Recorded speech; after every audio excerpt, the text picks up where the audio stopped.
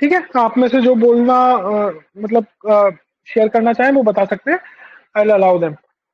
तो कैसा रहा आपका अभी पिछले 3 दिन? एक्चुअली हमने इंडक्शन सेशन पहले लेना चाहिए था, लेकिन पर्पसफुली हमने इस स्टेज पे रखा है कि थोड़ा सा पहले आपको आइडिया लगे व्हाट इज दिस, किस तरह से प्लान रहेगा, क्या रहेगा। तो anybody wants to share his or her experience, किस तरह से आपका है, तो आप बता सकते हैं।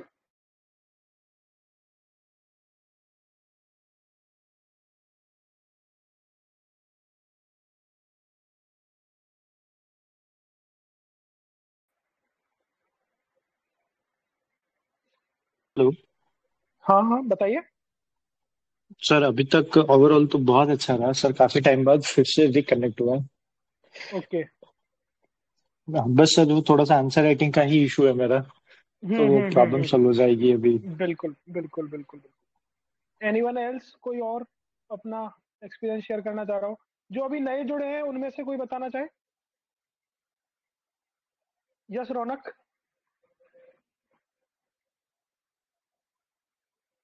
हाँ रविंद्र, बोलो।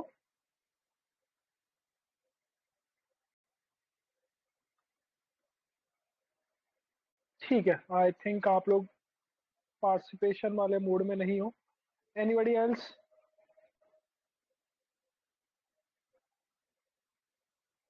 हाँ गौरव। गौरव।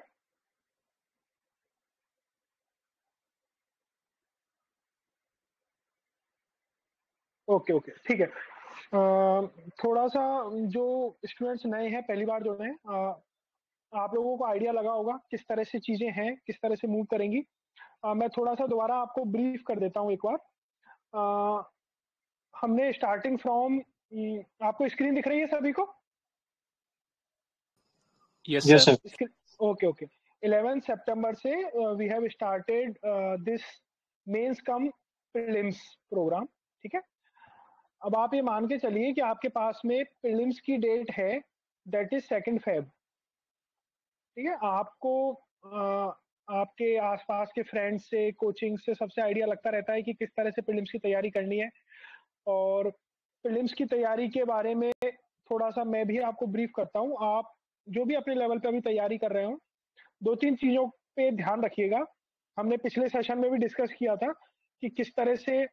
एक तो ये ध्यान रखिएगा कि पिछली बार प्रीलिम्स की कट ऑफ थोड़ी सी हायर साइड में गई थी। ठीक है, 98 प्लस के अराउंड गई थी। तो इस बार भी कट ऑफ ज्यादा जा सकती है या कम जा सकती है उस पर, लेकिन मार्केट गर्म है ना, आपका चलता है। लेकिन इससे आपको घबराने की जरूरत नहीं है। आप अपनी लेवल की तैयारी रखिए, जो भी आप तैयारी कर रहे हो। बट इस कट ऑफ को कैच करने के लिए जो मोस्ट इंपॉर्टेंट चीज है वो ये है कि आप अपने जो सोर्सेज है पढ़ाई के, उनको एक्सीड मत कर देना। ऐसा नहीं कि राजस्थान हिस्ट्री पहले एक सोर्स से पढ़ रहा था, अब 3 सोर्स कर लिया आपने, पॉलिटी 2 सोर्सेज से पढ़ रहा हूं मैं, करंट अफेयर्स के लिए 5 मैगजीन्स ले लूंगा। ठीक है, इस तरह की चीजें ना करना। जो आप कर रहे थे वही करना। बस कोशिश क्या करनी है इस बार, आपकी कोई सिली मिस्टेक्स ना हो, और जो पॉइंट्स पिछली बार आपके वीक रह गए थे उनको कवर करें। और थर्ड पॉइंट ये है कि इस बार आप थोड़ा सा नेशनल लेवल के करंट अफेयर्स के ऊपर भी ध्यान दें। ठीक है। तो इन 3 चीजों को भी आप यदि मैचअप 3-4 चीजों को भी कोशिश करेंगे तो आपका काम हो जाएगा। तो अब प्रीलिम्स में जो आप चीजों को कर सकते हैं, आप प्रायोरिटी वाइज। पहला, आप सभी को आइडिया होगा, वो है राजस्थान का इकोनॉमिक सर्वे। ठीक है। इकोनॉमिक सर्वे, आर्थिक सर्वेक्षण जो आता है उसको आप अच्छे से करिएगा। और आई वुड सजेस्ट, आर्थिक सर्वेक्षण में आप किसी कोचिंग की समराइज्ड बुक पढ़ने की जगह इसका जो ओरिजिनल वॉल्यूम है, जो ओरिजिनल बुक है, जो ओरिजिनल प्रिंट आउट है, उसका प्रिंट आउट लेके आप उससे पढ़िए। ठीक है। वहां से आपको प्रीलिम्स में भी हेल्प मिलेगी, मेंस में भी हेल्प मिलेगी, और उससे आपकी एक ब्रॉड अंडरस्टैंडिंग डेवलप होगी। तो आई वुड सजेस्ट आप आर्थिक सर्वेक्षण ओरिजिनल से पढ़िएगा। ठीक है, पहला पॉइंट ये। दूसरा, जो आप फोकस एरिया आपका प्रीलिम्स पे हो सकता है वो है मैथ्स एंड रीजनिंग। ठीक है, इससे 20 से 25 क्वेश्चन इसमें आते हैं। पिछली बार आपने देखा होगा मैथ्स में कुछ क्वेश्चन टफर साइड भी थे। तो इस बार थोड़ा सा और आप इसमें प्रैक्टिस करिए और इंक्रीज करिए, और ट्राई कीजिए कि इसके सारे के सारे क्वेश्चन आपके ठीक हो। जिन स्टूडेंट्स की मैथ्स रीजनिंग ठीक रहती है, जो कोशिश करते हैं कि 100% क्वेश्चन उसके ठीक हो, उनको प्रीलिम्स में उतनी दिक्कत नहीं आती है। ठीक है, तो आप मैथ्स रीजनिंग पे इस बार ध्यान दीजिएगा। तीसरी चीज जो आप प्रायोरिटी पे ले सकते हैं, दैट इज करंट अफेयर्स। इसका रोल काफी रहता है। और अभी जैसे कि आरपीएससी ने शुरू किया है, मेंस में भी आपने देखा होगा करंट अफेयर्स से रिलेटेड क्वेश्चंस थे, तो करंट अफेयर्स के क्वेश्चंस होने के चांसेस हो सकते हैं। अब करंट अफेयर्स में आप क्या कर सकते हो, एक तो जो पूरी जनता करती है, दैट इज मूमल या फिर क्रोनोलॉजी। इसके अलावा कोई आप दूसरी बुक भी पढ़ते हैं, कोई और मैगजीन? नहीं सर। सर सूजस, ई सूजस भी देखते हैं। हाँ हाँ, सूजस तो ये खुद भी कवर कर लेते हैं। ठीक है, जी जी जी। हाँ सूजस तो ये दोनों मैगजीन में भी कवर हो जाती है। और कोई मैगजीन? अभी तो देखो स्प्रिंग बोर्ड ने भी निकालना शुरू कर दिया है, सब निकाल रहे हैं। आप कोई भी बेसिक 2 या 3 करंट अफेयर्स की बुकलेट लीजिए, इसके साथ में आप क्या करिएगा, नेशनल करंट अफेयर्स के लिए इनके भरोसे मत रहिए, मूमल और क्रोनोलॉजी के लिए। ठीक है, इसके लिए आप क्या कर सकते हैं नेशनल करंट अफेयर्स के लिए? सर विजन का है। और कोई, और क्या आप लोग पढ़ रहे हैं?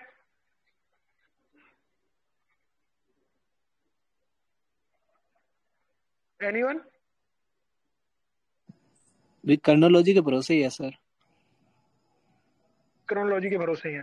देखो इसमें आप थोड़ा सा अपने आप को अपडेट करते हुए, जैसे विजन का या इनसाइट का, ठीक है, इनसाइट का हिंदी मीडियम में नहीं आता है, विजन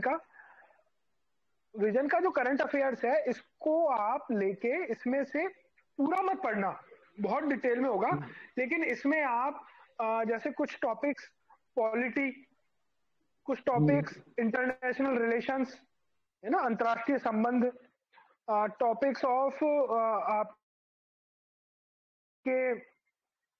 इकोनॉमी, जिसमें गवर्नमेंट की स्कीम्स मेन है। ठीक है, तो ये 3-4 टॉपिक आप विजन वाले करंट अफेयर से देख सकते हैं। अब जब आप ये विजन के करंट अफेयर से देखेंगे, तो हो सकता है ये चीजें आप यहाँ मूमल क्रोनोलॉजी में ऑलरेडी कर चुके हो, लेकिन ठीक है, उससे आपका रिपीटेशन हो जाएगा, थोड़ा रिवीजन हो जाएगा, बट यहाँ से आप एक बार कवर करिएगा, इसमें थोड़ा आपको एडवांटेज रहेगा। हम भी क्या करेंगे, जो अपने मेजर सब्जेक्ट्स हैं पॉलिटी और मेंस के, तो इन करंट अफेयर से रिलेटेड, जैसा भी आपका पॉलिटी चल रहा है, तो पॉलिटी में आपका suppose president, vice president, parliament, ये चैप्टर चल रहे हैं, तो हम भी नेशनल लेवल के करंट अफेयर से जो जो टॉपिक से रिलेटेड आपके पॉइंट्स हैं, वो आपको देने की कोशिश करेंगे, जिससे आप उनसे रिलेटेड अपडेशन में रहें। ठीक है, तो ये आपका प्रीलिम्स का रहेगा। फर्स्ट इज आर्थिक सर्वेक्षण, second math reasoning, third is current affairs. 2 चीजें और आप इसमें ऐड कर सकते हैं, fourth is Rajasthan geography. Rajasthan का भूगोल, देखो ये राजस्थान का भूगोल बहुत लिमिटेड है, लेकिन इससे आपके 15 से 20 क्वेश्चन आते हैं, और इजी क्वेश्चंस होते हैं जिनको आप इजीली सॉल्व कर पाते हो। ठीक है, तो ये आप राजस्थान का भूगोल कर सकते हैं, जो आपको मार्क्स मैचिंग रहता है। और फिफ्थ जिसमें आप मार्क्स ले सकते हो और जो करना ही है आपको, वो है राजस्थान हिस्ट्री। ठीक है, तो राजस्थान हिस्ट्री के कुछ चैप्टर्स हम भी आपको बता देंगे। एक तो राजस्थान की एंशियंट प्राचीन सभ्यताएं, ठीक है, पहला। दूसरा, आप बीच में राजा महाराजा छोड़ के 1857 के बाद से जो भी इवेंट्स हैं उनको कवर कर सकते हैं। ठीक है, और लास्ट में जाके आपके राजस्थान की संस्कृति, संस्कृति में भी कुछ गिने चुने आपके हैं जिनसे ज्यादा क्वेश्चंस आते हैं। इस तरह से आप ये 5 चीजों पे फोकस करते हुए अपनी प्रीलिम्स की तैयारी को बढ़ा सकते हैं। देखो जिस तरह के पेपर आ रहे हैं, करना आपको सब है, छोड़ना कुछ भी नहीं है, बट एक होता है ना फोकस एरिया किस पे रहेगा आपका, वो फोकस एरिया इन 5 पे रह सकता है। पिछली बार हमने एक वैल्यू एडिशन का काम किया था, दैट इज राजस्थान गवर्नमेंट की जो वेबसाइट्स हैं, राजस्थान सरकार की जो इंपॉर्टेंट वेबसाइट्स हैं, उन वेबसाइट से नोट्स मेकिंग की थी। वो नोट्स हमारे पास हैं, that we will provide you. तो उससे आपको वेबसाइट्स में क्या इंपॉर्टेंट है, जैसे राजस्थान के राज्यपाल की वेबसाइट हो गई, राजस्थान विधानसभा की वेबसाइट हो गई, इनसे कई बार क्वेश्चंस आते रहे डायरेक्टली, तो यहाँ से ये आपको हेल्प मिल जाएगी। ओके, तो ये हमारा थोड़ा प्रीलिम्स का रहेगा। प्रीलिम्स पे अपना जो मेजर फोकस है, that we will start from December. दिसंबर एंड जनवरी महीने में हम ज्यादा फोकस प्रीलिम्स पे रखेंगे। उससे पहले हमारे जो कॉमन सब्जेक्ट चल रहे हैं उसके थ्रू प्रीलिम्स की तैयारी होती रहेगी, लेकिन जो एक्सक्लूसिव फोकस है वो इन 2 महीनों से होगा। तो ये अपना प्रीलिम्स तक का डिस्कशन है। किसी को कोई इसमें पॉइंट्स हो, कोई दिक्कत हो या कोई सजेशन हो, एनीवन? सर जिनकी मैथ कमजोर हो, तैयारी नहीं हो सकती, उसका कुछ हो सकता है? चेतन, ये तो एक ऐसी चीज है कि आप मतलब युद्ध में उतर गए हो और अच्छा ठीक है सर। तलवार आपकी पेनी नहीं है ना, तो उसके लिए तो पेनापन लाना ही पड़ेगा उसमें, है ना। देखो चेतन, अभी भी बहुत टाइम है, काफी टाइम है, आप डरो मत। आप क्या करो, टॉपिक निकालो, जैसे ये 12 टॉपिक है मैथ्स में, तो पहला टॉपिक निकाला, उसकी प्रैक्टिस करते रहो। मतलब मैथ्स एक ऐसी चीज है, बहुत सिंपल क्वेश्चंस होते हैं। अब धीरे धीरे प्रैक्टिस करते रहोगे ना, डेली डेली डेली लेवल पे, तो आपका इजीली काम हो जाएगा। It's okay sir. ठीक है, और कोई डाउट? सर साइंस टैग के लिए सर विजन का कंटेंट फॉलो कर सकते हैं प्रीलिम्स पॉइंट ऑफ व्यू से? यार वो बहुत सर जैसे डिटेल पूरा में है सरफेस लेवल पर ही उठा के, जैसे है अपने ना, पर सिलेबस में उसमें जो पॉइंट मेंशन है। हाँ नहीं, देखो उसमें अब करोगे ना तो क्या करना, साइंस एंड टेक के पोर्शन में 2-3 चीजों पे इंपॉर्टेंस रखना। एक तो रखना अपना जो डिफेंस से रिलेटेड चीजें हैं जी ना, जो मिसाइल्स, डिफेंस टेक्नोलॉजी से रिलेटेड चीजें, उस पर आप अपना ध्यान रख सकते हो, जी है ना। तो एक वो आप वहां से ले सकते हो साइंस में। दूसरा जो इम्पोर्टेंट है, अच्छा अभी गेम्स हुए हैं, तो गेम्स अपने एज इट इज सिलेबस में लिखा हुआ है, प्रीलिम्स के सिलेबस में आपने देखा हो तो, जी जी ठीक है। तो उसको एक बार अच्छे से करना। दोनों ओलंपिक्स हो गए आपके, पैरालंपिक्स और ये वाला मेजर ओलंपिक्स, तो इस पे आप थोड़ा ध्यान रखना, बाकी गेम्स को फोकस में रखना, ये आप कर सकते हो, ठीक है। और कोई doubt? Manish, Manisha, anyone? Yes Manisha.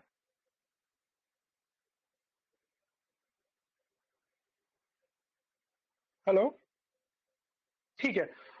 आप में से नहीं हो इंटरेस्टेड क्वेश्चनिंग के लिए, अब हम आगे बढ़ते हैं रिगार्डिंग मेंस। अच्छा, ऐसा नहीं है कि हम दिसंबर से प्री की तैयारी करेंगे, इसका मतलब पूरा की पूरा आपका फोकस भी प्रीलिम्स का दिसंबर के बाद ही हो। आप जो सीपीपी के अलावा टाइम मिल रहा है उसमें देखो, इसमें कैटेगरी बना सकते हो। पहली कैटेगरी, जिनका प्रीलिम्स स्ट्रांग है, जिनका प्रीलिम्स स्ट्रांग है वो सीपीपी प्लस में, मतलब सीपीपी के अलावा टाइम में पेपर 4 पे ध्यान दें, ठीक है। हरिओम, महेंद्र, जितने भी आप लोग हो ना, दृष्टि और ये सब जो अच्छा कर रहे हैं मेंस के लिए, या जिन्होंने अभी जस्ट मेंस लिखा है, वो आपका सीपीपी के एक्स्ट्रा टाइम लेते हुए पेपर 4 की तैयारी जारी रखें। और जिन लोगों को लगता है कि नहीं, प्रीलिम्स उनका थोड़ा सा स्ट्रांग नहीं है, वो लोग अभी क्या कर सकते हैं, कॉमन सब्जेक्ट्स हम कर रहे हैं, आप साथ साथ में एक तो मैथ्स रीजनिंग को अभी से करते रहें।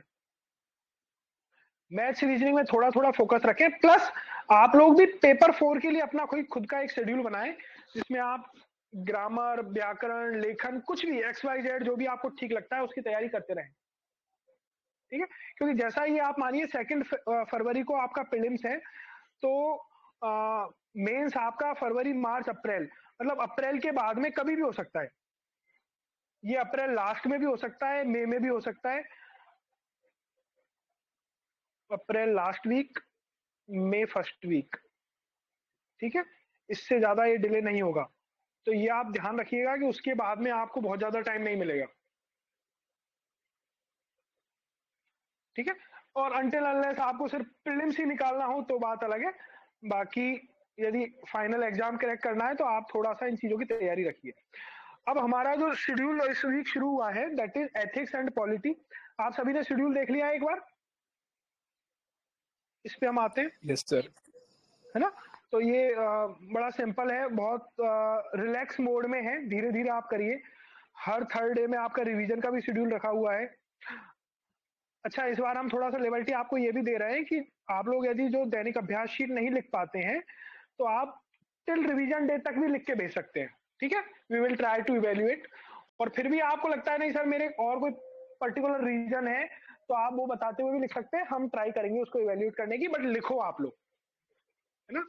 अच्छा, जो लोग नहीं लिख रहे हैं ना, उनके साथ आप बात समझो। आप जैसे बहुत से हैं कि सर मैं तो पढ़ाई नहीं इसलिए नहीं लिख पा रहा, तो वो रीजन पढ़ने का नहीं है, वो आपका लिखने में आपको जो भय है ना, जो इनर्शिया है, उसके कारण आप नहीं लिख पा रहे हो।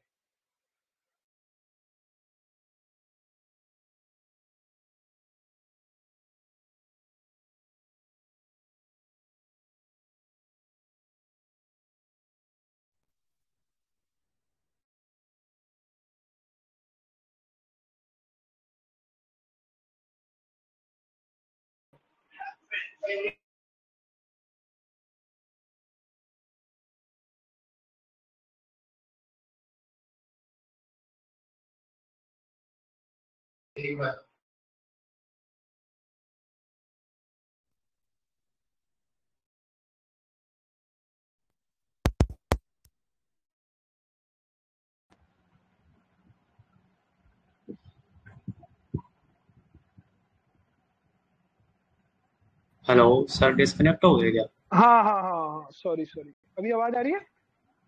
यस सर, आ रही है। Yes sir, yes sir.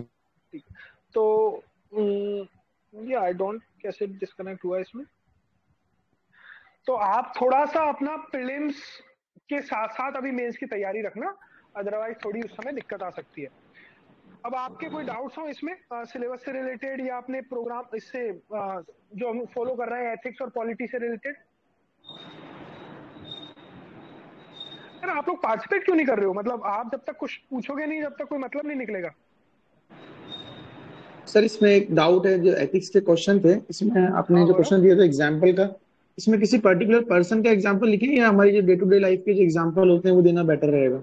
नहीं, ये हम डिस्कस करते हैं अभी, है जी। ना। मैं अभी जस्ट पूछ रहा हूँ कि आप ये सिलेबस से रिलेटेड, हमने जो अभी प्लान बनाया इससे रिलेटेड किसी को कोई डाउट, या अब तक के डिस्कशन से रिलेटेड कोई नो डाउट? सर। कोई डाउट नहीं। अच्छा, दूसरा, आप में से कुछ ही लोग क्यों लिख रहे हैं? अभी भी पूरे लोग नहीं लिख रहे हैं। एक्चुअली क्या है सर, कुछ दिन तक है ना, जो सीनियर लोगों के जो अच्छी अच्छी कॉपी आती है ना, वो शेयर करते रहे, हम उसको देख रहे हैं ऐसा कैसे लिखना है। अगर अभी क्या फर्स्ट टाइम है ना। नहीं चेतन, ये तो बिल्कुल ही बेकार आइडिया है। वो थोड़ी देर में डिमोटिवेशन में चले जाओगे आप। क्या ऐसा भी लिखते हैं लोग? ठीक है, आप लिखना शुरू करो, XYZ कुछ भी लिखो। मैं मोस्ट कंसिस्टेंट जो है ना अपने इसमें प्रोग्राम में, दैट इज परी। है क्या लाइन पे अपने साथ? परी नहीं है, ठीक है। अब मैं परी नहीं है, लेकिन उसकी परमिशन से उसकी कॉपी दिखाना चाह रहा था आप लोगों को मोटिवेट करने के लिए। तो मैं दिखा, स्क्रीन दिख रही है आप लोगों को? Yes sir. यस। देखो, वन स्टूडेंट, जिसकी मैं आपको कॉपी दिखाता हूँ, कंसिस्टेंसी की अप्रोच।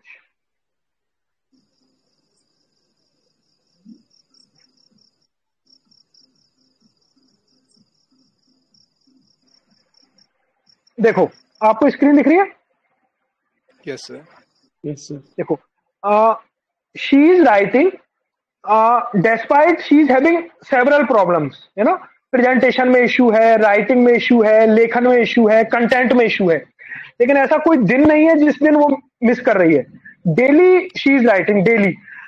अच्छा, अब जब उसने स्टार्ट किया था, ये देखो, जब उसने स्टार्ट किया था, अभी 7-8 दिन ही हुए हैं, और लेकिन अभी उसमें काफी इंप्रूवमेंट आ रहा है। आप देख पा रहे हैं स्टार्टिंग के answers? Hello, yes sir. Yes sir. ठीक है, ये स्क्रीन दिख रही है आपको? Yes sir. यस है ना। ये उस समय के आंसर है, 10 दिन पहले के। ये 10 दिन बाद के आंसर्स आप देखिए, इंप्रूवमेंट हो रहा है, चीजें दिख रही हैं, क्लैरिटी दिख रही है आंसर्स में, कंटेंट में इंप्रूव हो रहा है।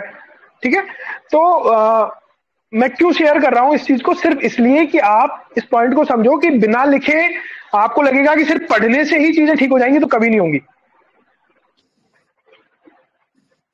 ठीक है, चेतन आपके लिए था ये। Thank you sir. और कोई डाउट? No sir. ठीक है, अच्छा, अब हम आगे बढ़े उससे पहले मैं आपको फर्स्ट ऑफ ऑल प्लान जो अपना रहेगा वो ये है कि एथिक्स हमने जस्ट शुरू की है। प्लान के अनुसार हम आगे बढ़ेंगे, और धीरे धीरे धीरे धीरे पढ़ने के साथ साथ हमारा फोकस प्रैक्टिकल एस्पेक्ट की तरफ भी रहेगा। सिमिलरली पॉलिटी में भी आप जो शेड्यूल लेके चल रहे हैं, जो भी सोर्स लेके चल रहे हैं, उससे पढ़ते रहिए। हमारा फोकस होगा कि आप कैसे एप्लीकेशन पार्ट को ज्यादा इंप्रूव कर सकते हो। नो डाउट हो सकता है कुछ क्वेश्चन आपके एप्लीकेशन पार्ट पे ना आते हो, जो एप्लीकेशन पार्ट पे नहीं आते वो आप अपने सोर्स से, अपने नोट से कैसे भी करके उनको कवर कर रहे हैं। दिक्कत कहाँ आती है, जो क्वेश्चन आते हैं एप्लीकेशन पार्ट पे, या जहां हम एप्लीकेशन पार्ट यूज कर सकते हैं लेकिन नहीं करते हैं, ठीक है, तो वो हम इस प्रैक्टिस के माध्यम से सीख सकते हैं। तो मैं अब ये अपना प्लान है, इसमें किसी को कोई डाउट? अच्छा, अब हमारा 3 दिन का प्रोग्राम हुआ है, तो let me start from polity. तो ये आप सभी ने कवर कर लिया है, यूनियन, एग्जीक्यूटिव और लेजिस्लेचर तक हमने कवर कर लिया है। तो किसी के कोई डाउट्स इसमें, कोई पर्टिकुलर डाउट या ऐसा कोई क्वेश्चन? हेलो सर डाउट कोई नहीं है। मैंने जो आंसर राइटिंग करी थी उसमें काफी पॉइंट मेरे मिसिंग थे, मैं सारे लिख नहीं पाया था या उनको अच्छे से डिस्क्राइब नहीं कर पाया था अपने आंसर में। तो मुझे वो इश्यू सबसे ज्यादा आता है कि मैं 100 वर्ड्स में इसको कैसे, अपने सारे पॉइंट्स को या प्रेजेंटेशन कैसे बेटर करूं, मेरा सबसे बड़ा मेन हाँ पॉइंट देखो, बिल्कुल अंकुर, ये आपके साथ भी है और आपके साथ भी है। जैसे गौरव है ना, आप गौरव नहीं, एक और आप गौरव नहीं, एक और गौरव है ना, उनके साथ है, दृष्टि के साथ है, हाँ काफी लोगों के साथ। देखो आप लोग क्या करते हैं, लेकिन कंटेंट बहुत रहता है, उसको लिखे कैसे, ठीक है जी जी। तो उसके लिए क्या है, आप दृष्टि है अपने साथ में? हाँ सर। हेलो हेलो, ठीक है, आपकी आवाज नहीं आ रही है। देखो आप लोगों के पास में कंटेंट काफी है, आप लिखते समय उसको शॉर्ट कीजिए। आप लोग क्या करते हो, आपको लगता है कि जितना भी मेरे को आता है वो मैं पूरा की पूरा लिखूं, उसके लिए आप अपने फॉन्ट साइज छोटे कर लोगे, आप अपना XYZ चीजें करने लग जाओगे, ठीक है, ऐसे नहीं होगा। आप कम लिखिए, कम लिखते समय 2-3 पॉइंट्स को एक पॉइंट में मर्ज कर दीजिए। बुलेट पॉइंट्स का यूज कर सकते हो, कॉमा लगा लगा के एक ही बुलेट पॉइंट में 3 चीजें लिख सकते हो, और कॉम्प्रिहेंसिव आंसर बनाने की जगह जो क्वेश्चन की डिमांड है उसको फुलफिल करने की कोशिश करो, ठीक है। जैसे मैं एग्जांपल देता हूं, मैं स्क्रीन आपके साथ शेयर करता हूं इसी क्वेश्चन पे। दृष्टि, मैं आपकी कॉपी दिखा सकता हूं? हाँ sir. Okay,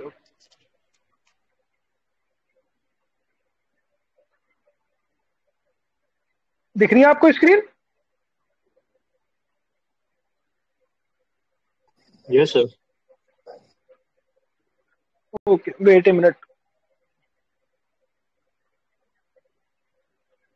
it's taking too much time.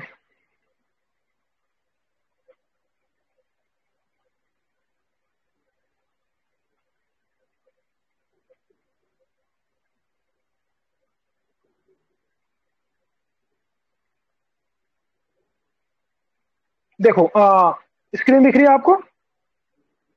Yes sir. Yes sir.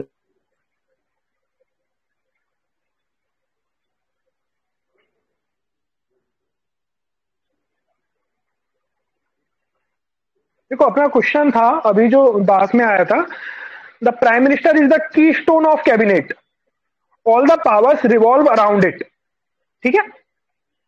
Explain the powers of Indian prime minister in context of the statement, ठीक है। तो अच्छा, इस क्वेश्चन में क्या हमको भारत के प्रधानमंत्री की सारी पावर्स लिखनी है क्या? हेलो? नहीं सर, नहीं सर। ठीक है, तो क्वेश्चन डज नॉट आस्क कि आप सारी की सारी प्राइम मिनिस्टर की सारी पावर्स लिखिए। सुन पा रहे हैं आप सभी? जी जी सर। जी सर। मेरी आवाज क्लियर तो है ना आपको? इतना Yes, मुझे आप लोगों की आवाज नहीं आ रही है? यस सर, डन है सर। ठीक है, ओके ओके। तो देखो इसमें क्वेश्चन ये नहीं पूछ रहा है कि आप प्रधानमंत्री की सारी पावर्स लिखिए, क्वेश्चन फिक्स कर रहा है कि प्राइम मिनिस्टर जो है वो की stone of the cabinet, cabinet जो है आपकी या जो काउंसिल ऑफ मिनिस्टर्स है उसकी पावर्स के सेंटर में प्राइम मिनिस्टर की पावर है, ठीक है।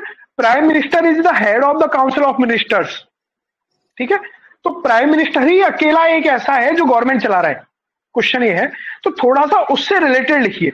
अब देखो मैम ने जो पॉइंट लिखे हैं वो मोस्टली ठीक लिखे हैं, इसमें आप प्राइम मिनिस्टर की सारी पावर्स भी लिख सकते हो। यदि आप अपने वर्ड्स को ट्वीट करो ना, थोड़ा थोड़ा चेंजेस करो तो सारी पावर्स भी लिखी जा सकती है। पर देखो, पहला तो क्वेश्चन स्टार्ट करते हैं, parliamentary system adopted in India, PM is the de facto executive. बहुत अच्छा, ठीक है, कीवर्ड इन्होंने डाला, उससे शुरुआत की। अब इन्होंने लिखा पावर्स, ठीक है, ये गलत हो जाता है। आप क्वेश्चन की डिमांड को फुलफिल नहीं कर रहे हैं, आप जो क्वेश्चंस के शब्द हैं उनको एज इट इज लिखने की कोशिश करें। अब इन्होंने वही जो अपने नोट्स में या बुक्स में लिखा हुआ है, in relation of council of ministers लिख दिया, in relation of president powers लिख दी, in relation of parliament power लिख दी। तो अब देखो, इस तरह से यदि हम लिखेंगे तो कंटेंट रियली बहुत ज्यादा हो जाएगा, ठीक है। तो आपको पूरा की पूरा लिखने की जरूरत नहीं है। आप यदि लिखना ही चाह रहे हो, जैसे ये लिखना ही चाह रहे थे कि इन रिलेशन टू प्रेसिडेंट और पार्लियामेंट, तो काउंसिल ऑफ मिनिस्टर वाले बुलेट पॉइंट में लिख देते इन दोनों को दो दो लाइन में करते हुए, क्योंकि question is explain, question is not saying कि आप प्राइम मिनिस्टर की पावर को लिस्ट डाउन कीजिए या आप प्राइम मिनिस्टर की पावर को नोट डाउन कीजिए कि कौन कौन सी पावर होती है, कि कोई ऐसी 10 पावर्स बताइए जो प्राइम मिनिस्टर की हो, ऐसा क्वेश्चन नहीं है। आप एक्सप्लेन कीजिए प्राइम मिनिस्टर की पावर को कि कैसे प्राइम मिनिस्टर की स्टोन है कैबिनेट आर्क का, कि सारी पावर्स प्राइम मिनिस्टर के इर्द गिर्द ही घूमती है, ऐसा क्यों है।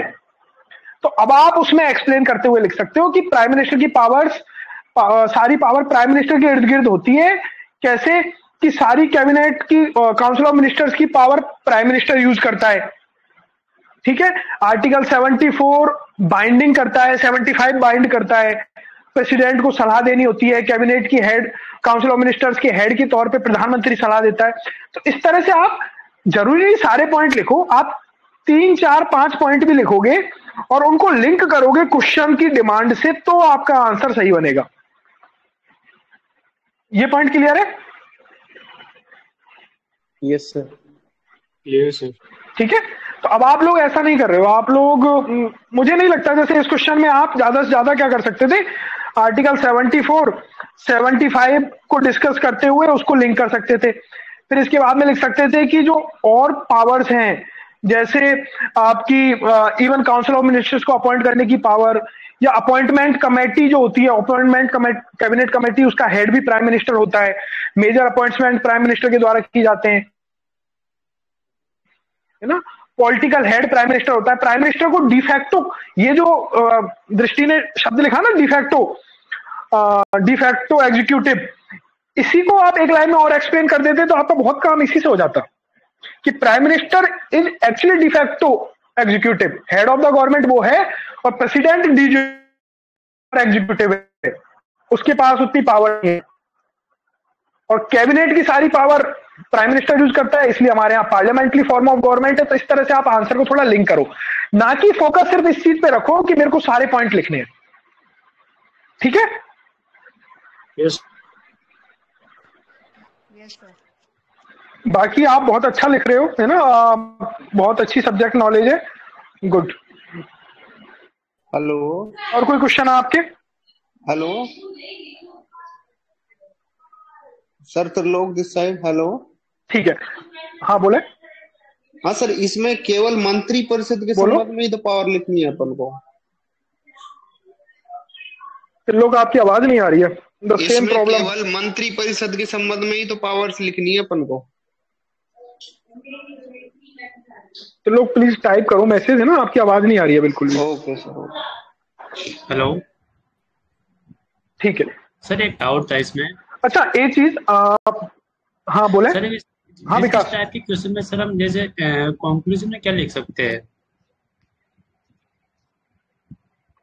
इस टाइप के क्वेश्चन में कंक्लूजन में, इसी प्राइम मिनिस्टर वाले क्वेश्चन में,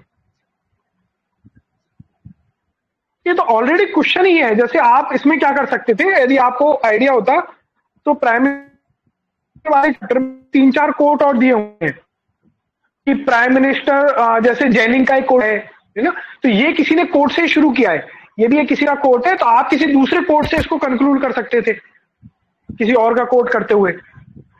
ओके सर, ठीक है। या फिर आप सिंपल इतना भी रख सकते थे कि हमारा जो पार्लियामेंट्री सिस्टम इंडिया ने अडॉप्ट किया है, वो मेन रेस्पॉन्सिबिलिटी प्राइम मिनिस्टर को ही देता है ना, वो मेन रेस्पॉन्सिबिलिटी प्राइम मिनिस्टर को देता है, जो हमारे आर्टिकल 74 से भी प्रूफ होती है ना।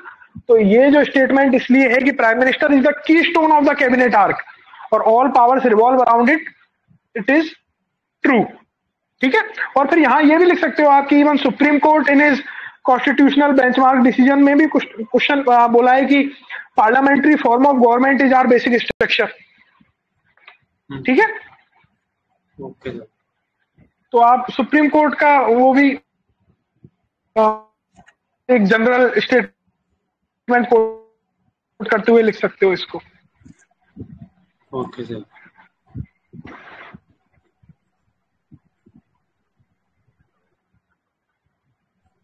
Anyone else?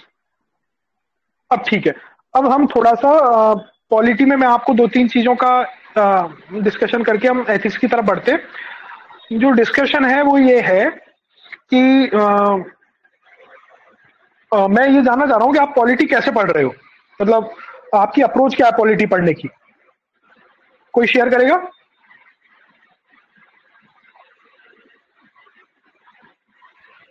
एनीवन? कोचिंग के नोट्स और लक्ष्मीकांत का सहारा ले रहे हैं अभी तो। नहीं, वो तो ठीक है, कहाँ से पढ़ रहे हो ये नहीं पूछा मैंने, कैसे पढ़ रहे हो। जैसे अपना क्वेश्चन था आपका पार्लियामेंट, तो इसमें क्या किया आपने, मतलब चैप्टर खोला लक्ष्मीकांत से और पार्लियामेंट वाला चैप्टर पढ़ लिया, दैट्स इट। यस। और कोई? सर मेनली तो जैसे पीवाईक्यूज देख लेता हूँ मैं तो, पिछले साल के जो मुझे आप लोगों की आवाज क्यों नहीं आ रही है? हेलो सर, आवाज आ रही है? हेलो, मेरी तो क्लियर है ना आपको? Yes sir. आपकी आ रही है सर? Yes sir. हाँ हाँ हाँ, बताएं, अब बताएं। सर मेनली तो जैसे कोई भी चैप्टर स्टार्ट होता है उससे रिलेटेड पहले पीवाईक्यूज देख लेता हूँ मैं, और फिर उसमें जैसे मेंस के ठीक है। क्या क्वेश्चन बन सकते हैं, तो उससे फोकस जैसे 2 नंबर का क्वेश्चन बन सकता है या 5 नंबर का या 10 नंबर का टॉपिक वाइज। ओके, और प्रीलिम्स का जितना तो ठीक है। ये भी एक अच्छी अप्रोच है जिससे आपको आइडिया रहता है कि क्वेश्चन किस एस्पेक्ट में पूछे जा रहे हैं, है ना। आप डायरेक्शन लेस होके नहीं पढ़ रहे हो एटलीस्ट। Yes sir. ठीक है, और कोई शेयर करना चाहेगा? रौनक, गौरव, भावना, सागर बोलेंगे। सागर? हेलो, हाँ सागर, आवाज आ रही है सर? बिल्कुल बिल्कुल बिल्कुल, बताएं। सर अभी तो मैं स्टार्ट कर रहा हूँ, पर मैंने जैसे एनसीईआरटी पढ़ी है उस टाइम तो, और ठीक है। बाकी एनसीईआरटी और बाकी मेरे पास क्या है सर, मैंने ना एक पहले बुक खरीद रखी थी, ये ज्ञान पब्लिकेशन की आती है जिसमें एनसीईआरटी का सार रहता है, वो भी पढ़ता हूँ, और अपनी लक्ष्मीकांत, ये दोनों पढ़ता हूँ। तो वहां से मुझे एग्जाम्पल वगैरह कुछ रेफरेंस वगैरह अच्छे मिल जाते हैं। और बाकी तो एनसीईआरटी पढ़ी है मैंने हमेशा, तो उसी को ही पढ़ता हूँ। ठीक है, अच्छा अब मैं आपसे एक क्वेश्चन पूछता हूँ, सभी ने अभी रिसेंटली पार्लियामेंट वाला चैप्टर पढ़ लिया? संसद, भारतीय संसद? Yes sir. अभी नहीं पढ़ा होगा, पहले तो पढ़ा हुआ है सभी ने? हाँ हाँ सर, पढ़ा हुआ है सर। ठीक है, अब सब लोग पार्टिसिपेट करो, और पार्टिसिपेट ये करो कि मैं क्वेश्चन लिख रहा हूं, आप लोग उसको ट्राई करो माइंड में आंसर सोचने की। ठीक है, क्वेश्चन है, शायद पहले भी 1-2 के साथ डिस्कशन हो चुका हो। Frequent disruptions in parliamentary proceedings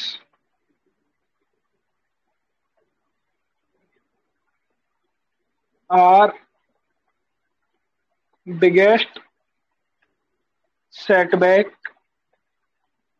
for efficient working of parliament. Explain. Hindi में ये है कि भारतीय संसद में जो फ्रीक्वेंट, मतलब फ्रीक्वेंट को क्या बोलेंगे हिंदी में?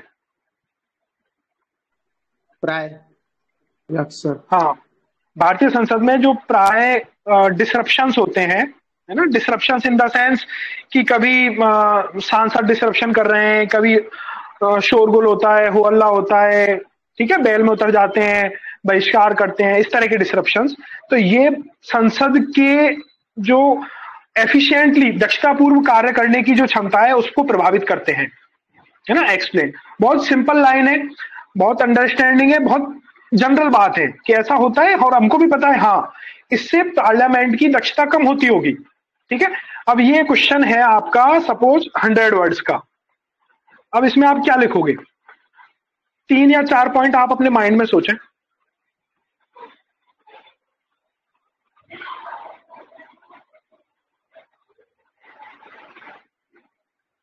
किसी को क्वेश्चन क्लियर नहीं हो? Should I repeat?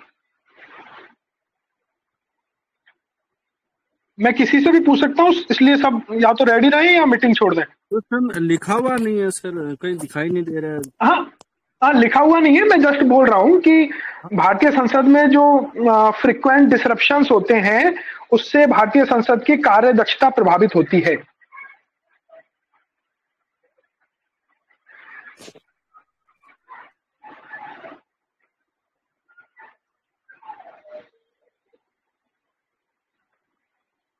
Already Ankita आप बताओ।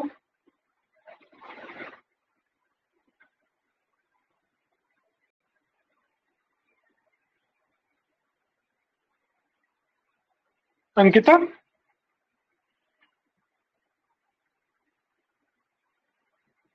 अंकिता गोम silent.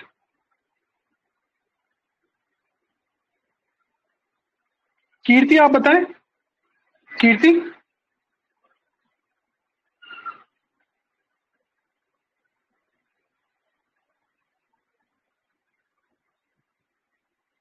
Vishwajeet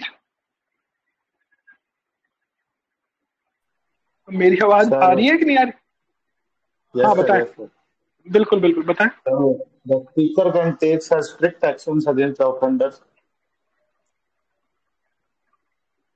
by suspending them. नहीं मैं ये नहीं पूछ रहा कि इसका सॉल्यूशन क्या है, मैं जस्ट ये स्टेटमेंट है इसको एक्सप्लेन करने के लिए बोल रहा हूँ। सर ये तो सर जो सर कोई बिल को लेकर सर विवाद हो रहा होता है हाउस में, संसद में, सर उससे रिलेटेड है सर। नहीं ठीक है, मतलब कार्य दक्षता संसद की प्रभावित होती है। यस प्रभावित होती है। एक्सप्लेन कैसे प्रभावित होती है, इसको एक्सप्लेन करो सर। हेलो दिव्या आप बताएंगे। सर जैसे लिमिटेड डेज होते हैं सर, तो काफी दिन ऐसे ही चले जाते हैं सर इस लड़ाई में। ठीक तो है। सर संसद बंद रहती है, एडजर्नमेंट हो जाता है, पूरा सर। एक तो ये कॉम्प्रिहेंसिव डिबेट नहीं हो पाता है किसी भी बिल पे, और बहुत सी बार सेशन वगैरह प्रोडक्टिव नहीं हो पाता। इससे प्रेसिडेंशियल वो सर ऑर्डिनेंस के थ्रू इम्पोर्टेंस ऑर्डिनेंस निकालने पड़ते हैं जो डिबेट के थ्रू पार्लियामेंट में पास होने चाहिए, पास करवाने पड़ते हैं। दिव्या आप बताएं। सर जैसे ये सही है एक तरीके से, क्योंकि जो हमारी पार्लियामेंट है वो पीपल की हमारी रिप्रेजेंटेशन है, वो होता है वहाँ पे एमपीज के थ्रू। तो अगर जैसे वहाँ पे किसी बात को लेके बहस हो, किसी बिल को लेके बहस हो रही है, तो उसमें उसके प्रॉज एंड कॉन्स होते हैं और उसके बारे में डिस्कशन होता है, तो ऐसा चलता है। हालांकि ये सेटबैक है, लेकिन सर ये जरूरी है। इसके कुछ मतलब हम जैसे सॉल्यूशन निकाल सकते हैं कि जैसे एक बहुत ही टाइम लिमिट हो, या फिर सभी सॉल्यूशन अलग चीज है। और कोई बताना चाहेगा कि हाँ टाइम वेस्ट होता है या कार्य दक्षता प्रभावित होती है, कैसे? कोई और बताना चाहेगा? Anyone having anything in mind? Yes sir. इसमें एक एक करके। हाँ अंकुर आप बताओ। और उनके पास अपने जो मुद्दे हैं उनको रखने के लिए टाइम बहुत कम मिलता है। और कोई? एक सेकंड। और कोई? तो सर राजनीतिक वाद विवाद ज्यादा रहता है, तो राजनीतिक वाद विवाद अगर नहीं और कोई और कोई दृष्टि आप बताएंगे? हाँ मनीषा आप बताएं। जी सर, जब जरूरी वार्ताएं होती है वो तो अधूरी रह जाती है, और जो बेकार की बातों में टाइम वेस्ट चले जाता है, और जो लोग बोलना चाहते हैं उनको मौका नहीं मिल पाता है सर इस भारतीय की बातों में। सेम हम अभी कर रहे हैं। सुनना चाहते हैं वो बाहर चीजें नहीं सर, लेकिन इसका एक नहीं तो भी कि इससे सरकार पर दबाव भी पड़ता है, कई महत्वपूर्ण मुद्दे होते हैं उस पर जो सत्ता पक्ष का नेता होता है उसको भी जवाब देना पड़ता है। देखो आपने ये नहीं सुनो, ये आपने उसमें क्वेश्चन में भी गलती की थी जो क्वेश्चन पूछ रहा है ना, आप उससे भटका मत करो। क्वेश्चन ने बोला ये कि इसको एक्सप्लेन करो, तो आप नेगेटिव पॉइंट, अरे ये हम टीवी डिबेट में थोड़ी बैठे हैं, आप बात समझो, है ना। जैसे गांधी जी के आदर्शों के बारे में क्वेश्चन आ जाए कि सत्य की क्या महत्ता है, क्या किस तरह से प्रभावित करता है, तो वो आप उसमें नेगेटिव पॉइंट नहीं लिख सकते हो, ये ध्यान रखना। जो हमारे कॉन्स्टिट्यूशनली ये वेल एस्टेब्लिश्ड प्रिंसिपल के अगेंस्ट में कभी जाके बात नहीं करनी है अपने को, ठीक है, ये ध्यान रखना। हमारे चाहे पहलू कुछ भी हो, ठीक है, करप्शन से कितनी स्पीड से काम हो जाता है that is different thing, but आप इसको पेपर में नहीं लिख के आ सकते, ठीक है, ये ध्यान रखना थोड़ा। और कोई बताना चाहेगा? आंसर में मजा नहीं आया। जो अभी बोल रही है ना मनीषा कि हम फालतू की बातें कर रहे हैं, वही कर रहे हैं। प्रतिभा आप बताएं। और कोई जिन्होंने मेंस लिखा है वो तो बताओ यार। नरेंद्र, प्रतिभा, आप लोग तो बताओ। सचिन, खुशबू, त्रिलोक, भावना। सर ये जो डिबेट्स होती है, जैसे राज्यसभा टीवी पे लाइव दिखाई जाती है, तो जब लोग इसको देखते हैं, जो अननेसेसरी डिबेट्स होती है, तो लोगों का ट्रस्ट भी अपने रिप्रेजेंटेटिव्स पे कम नहीं देखो, अब ठीक नहीं, क्वेश्चन ये था नहीं, क्वेश्चन ये है, अब देखो दोबारा करो, हम डिस्कस करते हैं। क्वेश्चन ये था कि जो संसद में फ्रिक्वेंट डिसरप्शंस होते हैं उसके कारण संसद की कार्यदक्षता प्रभावित होती है ना। अब देखो क्वेश्चन जब आते हैं ना मेंस में, तो बहुत जनरल क्वेश्चन होते हैं इसी तरह के, जो आपको होता है कि हाँ यार होता है ऐसा, इसमें क्या नया है, मेरे को पता है, सबको पता है, यस इट इज, लिखें कैसे। अब देखो आप लोगों ने पार्लियामेंट का चैप्टर पढ़ा, सभी ने पढ़ा, अब मुझे बताओ इसमें कि कौन कौन से कीवर्ड्स थे। चैप्टर सोचो आपका लक्ष्मीकांत, और मुझे सिर्फ हेडिंग्स के कीवर्ड्स बताते जाओ। बताएगा कोई भी? शुरू करो। सर मेनली तो जो लेजिस्लेटिव वर्क है पार्लियामेंट का, उसमें डिस्ट्रप्शन है। हाँ एक तो ठीक है, ये तो नहीं, मैंने क्वेश्चन अब चेंज हो गया मेरा कि आप मुझे कीवर्ड्स बताओ पार्लियामेंट वाले चैप्टर में क्या क्या कीवर्ड्स हैं शुरू से लेकर लास्ट तक।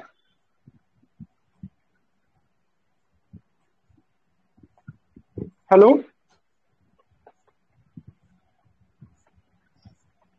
किसी ने अभी रिसेंटली नहीं पढ़ा क्या? कीवर्ड्स मतलब क्या क्या चीजें हैं उसमें, सबसेक्शंस क्या क्या है पार्लियामेंट के चैप्टर में? सर एक तो सामूहिक उत्तरदायित्व की बात है।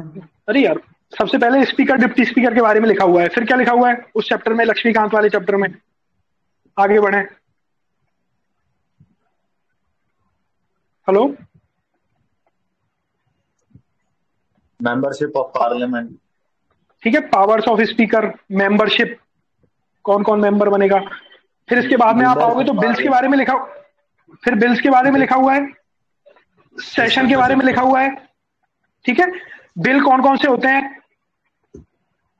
Private bill, public bill, private member bill, government bills, ठीक है। और दो होते हैं आपके finance bills, money bill, general, सामान्य, ठीक है।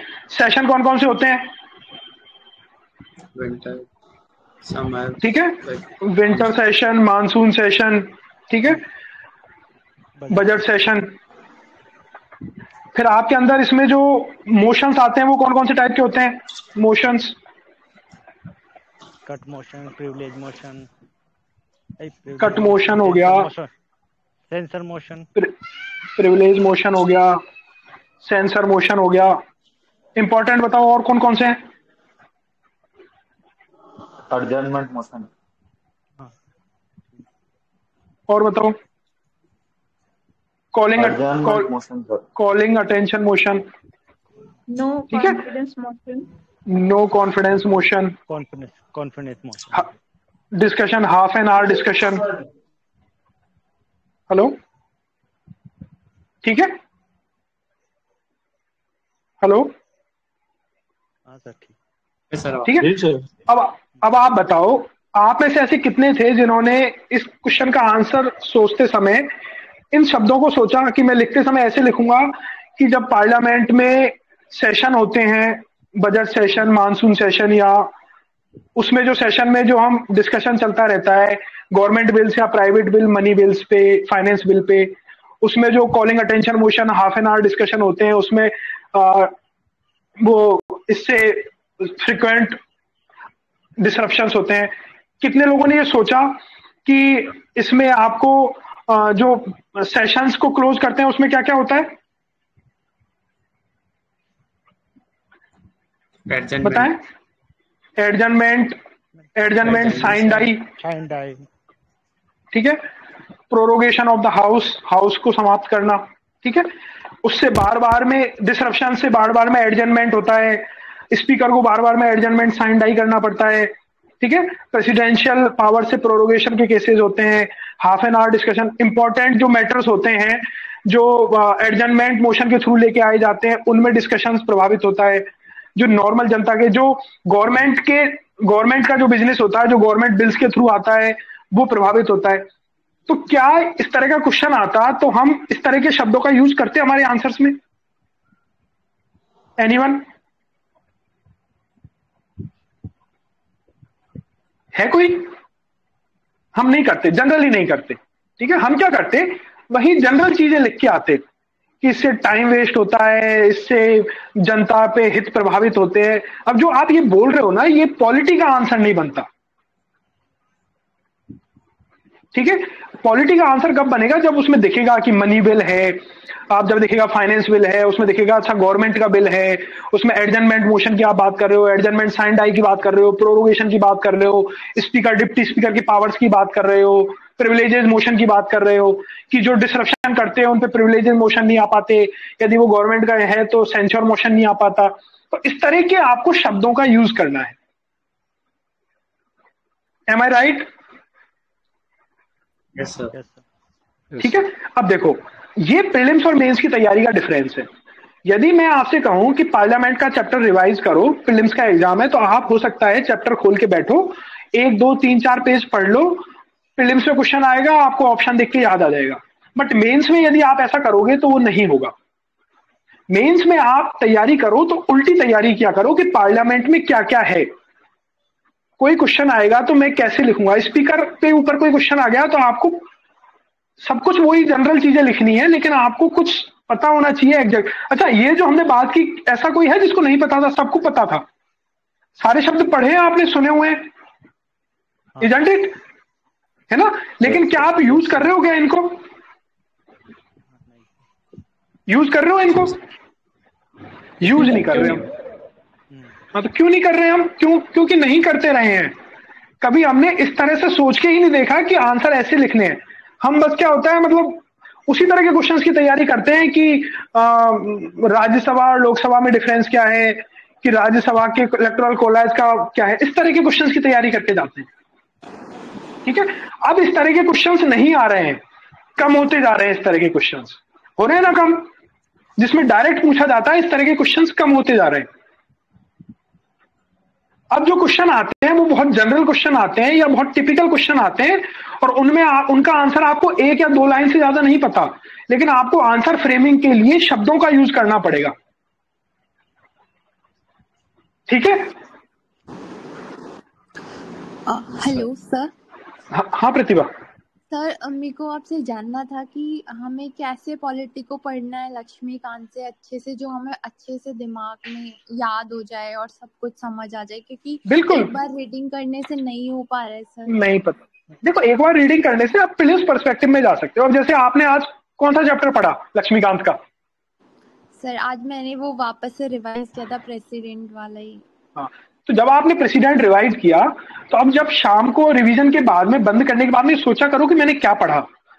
हाँ। कि भाई प्रेसिडेंट था, सबसे पहले प्रेसिडेंट में लिखा हुआ है कि हमारे यहाँ 4 टाइप के यूनियन एग्जीक्यूटिव में वो है, तो उसके बाद में प्रेसिडेंट क्या, उसकी इलेक्टोरल कॉलेज क्या होगा प्रेसिडेंशियल इलेक्शन के लिए, फिर प्रेसिडेंट की क्या क्या क्वालिफिकेशंस होती हैं, कौन बन सकता है, फिर क्या क्या पावर्स है, पावर्स के कौन कौन से कीवर्ड्स थे प्रेसिडेंट की। अब आप खुद में सोचो, अच्छा प्रेसिडेंट की तो पार्डन पावर है, आर्टिकल ये है।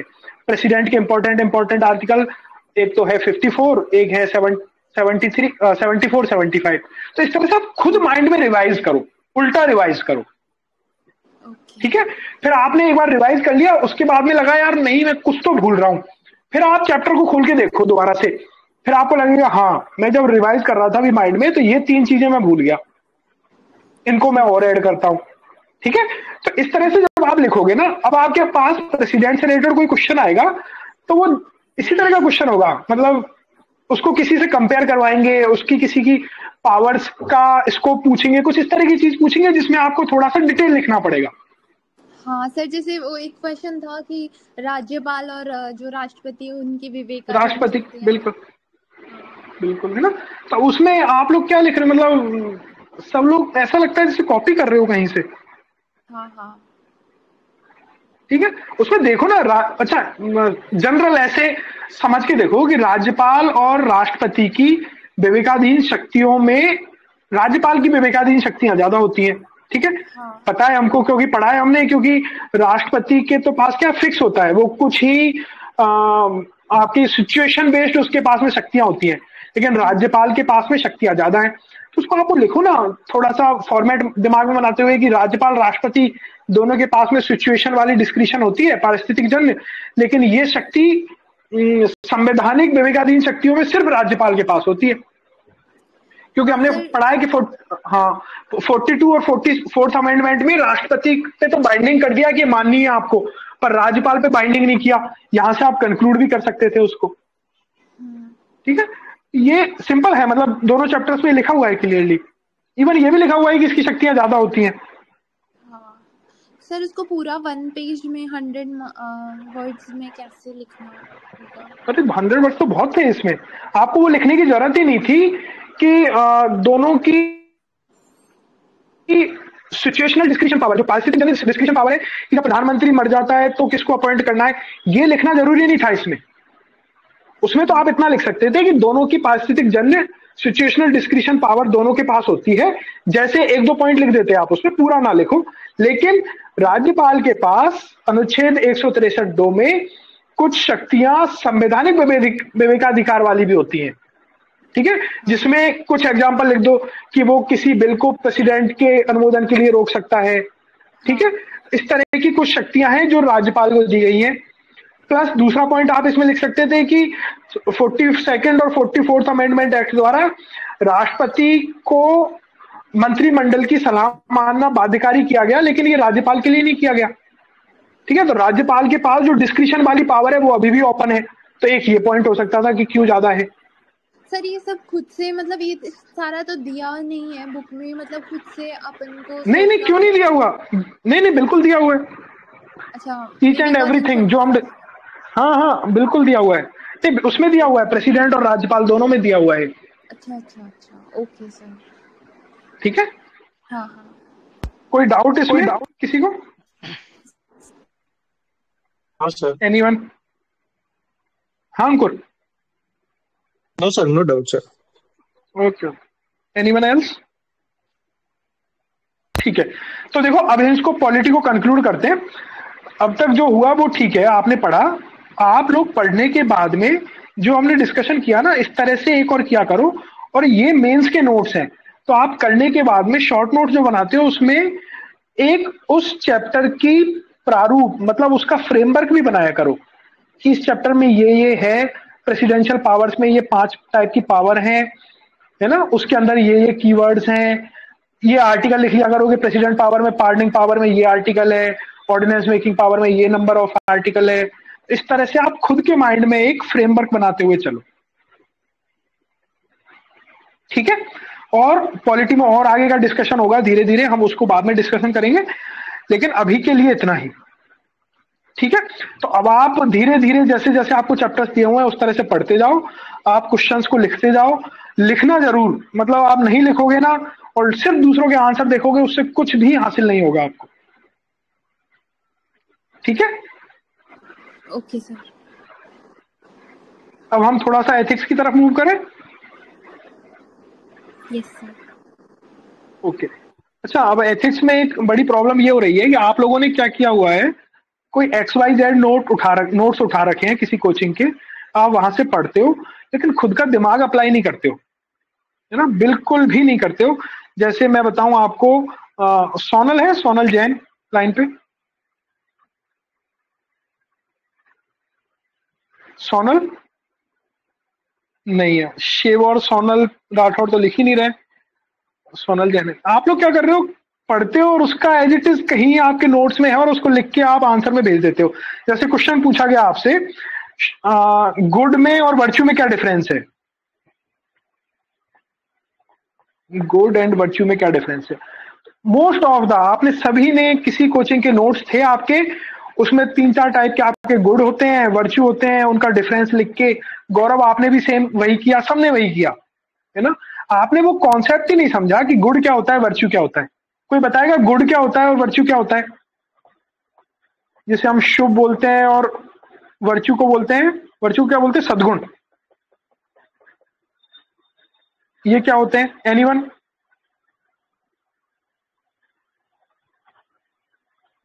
मनीष आप बताओ।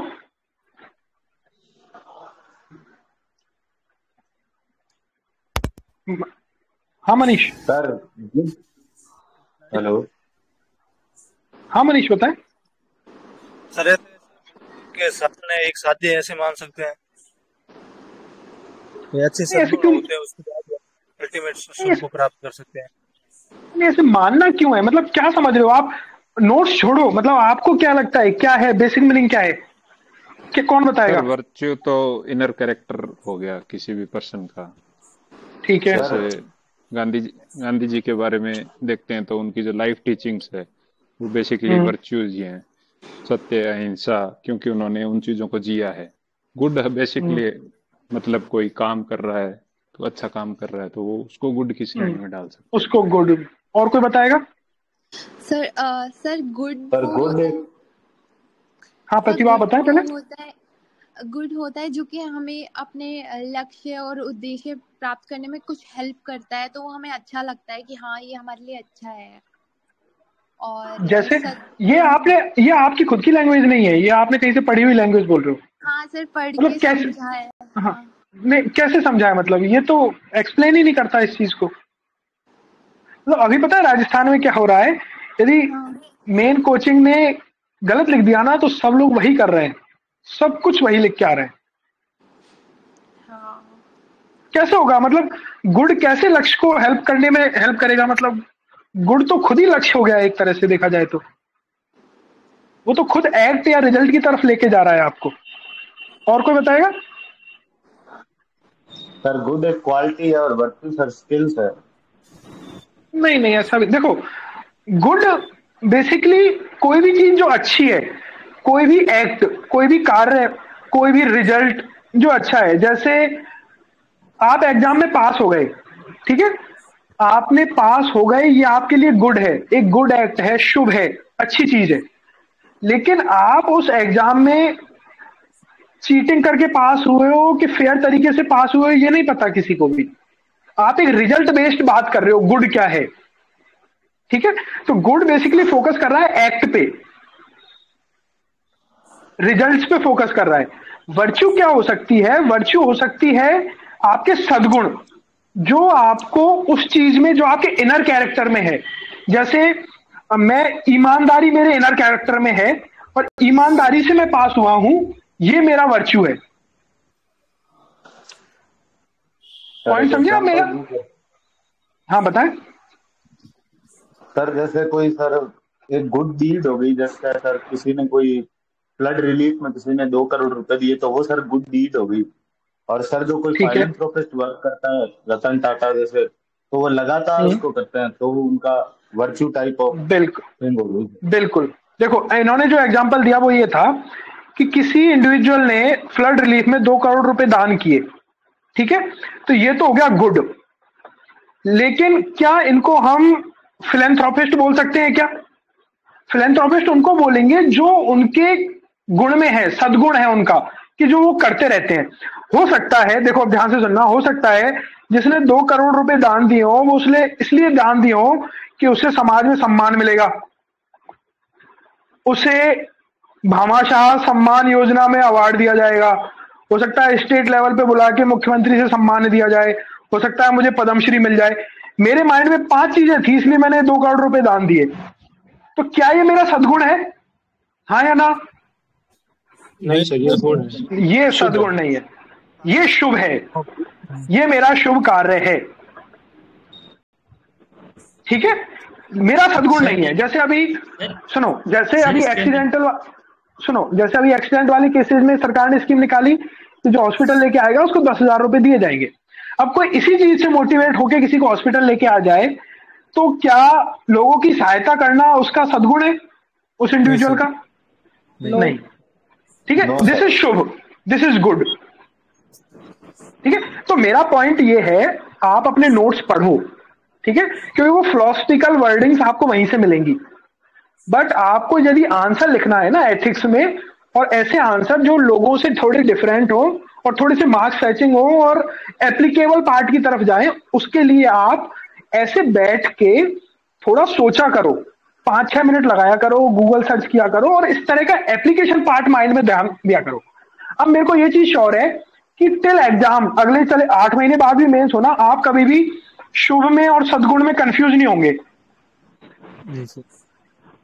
ठीक है, तो ये काम आप करो। दूसरा, अपने एथिक्स में जो कीवर्ड्स है ना, देखो कौन कौन से कीवर्ड्स हैं, लाइक रित है ना, ऋण, duty, good, virtue, Gandhian ethics, ethics of Bhagavad Gita. आप लोग सभी एक अलग से कॉपी बनाओ अपने नोट्स की,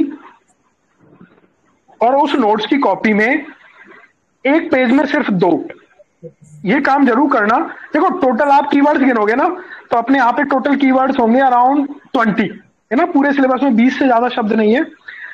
एक पेज पे ऐसे 2 बनाओ, जैसे पहले पे लिखा आपने रित, दूसरे पे लिखा ऋण।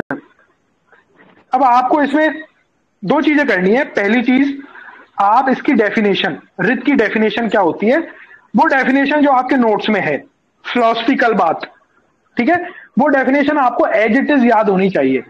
ये डेफिनेशन जब भी होगी आपको आंसर का शुरुआत देने में हेल्प करेगी। ठीक है, तो एक तो आप उसकी फिलोसफिकल डेफिनेशन लिख लो, उसके बाद में आप उससे रिलेटेड, अभी तो मिलेंगे नहीं, जैसे जैसे पढ़ाई चलती रहे उस समय जैसे जैसे आपके पास कहीं से कोई एग्जाम्पल्स आ जाएं तो आप उसमें 2 या 3 एग्जाम्पल्स डाल लो। ठीक है, examples should be related to क्या, public service, example should be related to society, या फिर कोई इंडिविजुअल हो या कोई पब्लिक सर्वेंट हो, इस तरह का कोई एग्जाम्पल हो, या कोई इंसिडेंट हो। ठीक है, इस तरह के 2-3 एग्जाम्पल्स आप लिख लो और अपने इस तरह के नोट्स बना के रखो। ये नोट्स आपके अकेले उन नोट्स के कंपैरिजन में बहुत हेल्प, देखो जो एग्जैक्ट फिलोसफिकल क्वेश्चन होते हैं ना पूरे एथिक्स के पेपर में, वो होंगे 3 से 4 जिसमें पूछ लिया कांत की फिलॉसफी क्या थी, है ना, वर्च्यू इसके अकॉर्डिंग क्या होता है, इस तरह के 3 या 4 क्वेश्चन होंगे। बाकी के रिमेनिंग जो भी 12 से 15 क्वेश्चन होंगे ना, वो जनरल क्वेश्चंस होंगे, वो आपके सिर्फ इस तरीके की जो प्रैक्टिस है इससे सॉल्व होंगे। वो आपके वो फिलोसफिकल वर्डिंग्स पढ़ने के जाने से नहीं सॉल्व होने वाले। ठीक है, हेलो, ओके सर। अच्छा, अभी ये जो क्वेश्चन हम डिस्कस कर रहे थे शुभ और गुण वाला, इसमें कोई पॉइंट ऐड करना चाहेगा या किसी को कोई डाउट? सर एक बार महावीर स्वामी का जो अहिंसा का है वो सर इसमें वर्चू में आ सकता है क्या? अहिंसा एक तरह से वर्च्यू है, बिल्कुल, है ना, सद्गुण है वो एक। महावीर स्वामी के पर्टिकुलर में आ सकता है, इंडिविजुअल में। हाँ, महावीर स्वामी अहिंसा का पालन करते हैं, वो वर्च्यू है, सद्गुण है। ठीक है सर। हाँ बोले सर। जैसे सर इसमें एंड में कंक्लूजन में सर अपने दोनों का डिफरेंस किसी बड़े फिलोसोफर के थ्रू बता सकते हैं ना सर, वो बेटर रहेगा फिर या कुछ और? नहीं, बेटर तो रहेगा, लेकिन उसके लिए आपको फिर बहुत मेहनत करनी पड़ेगी। कहाँ तक उतना याद रखोगे? आप सिंपल कंक्लूड करो एग्जाम्पल देते हुए कोई भी।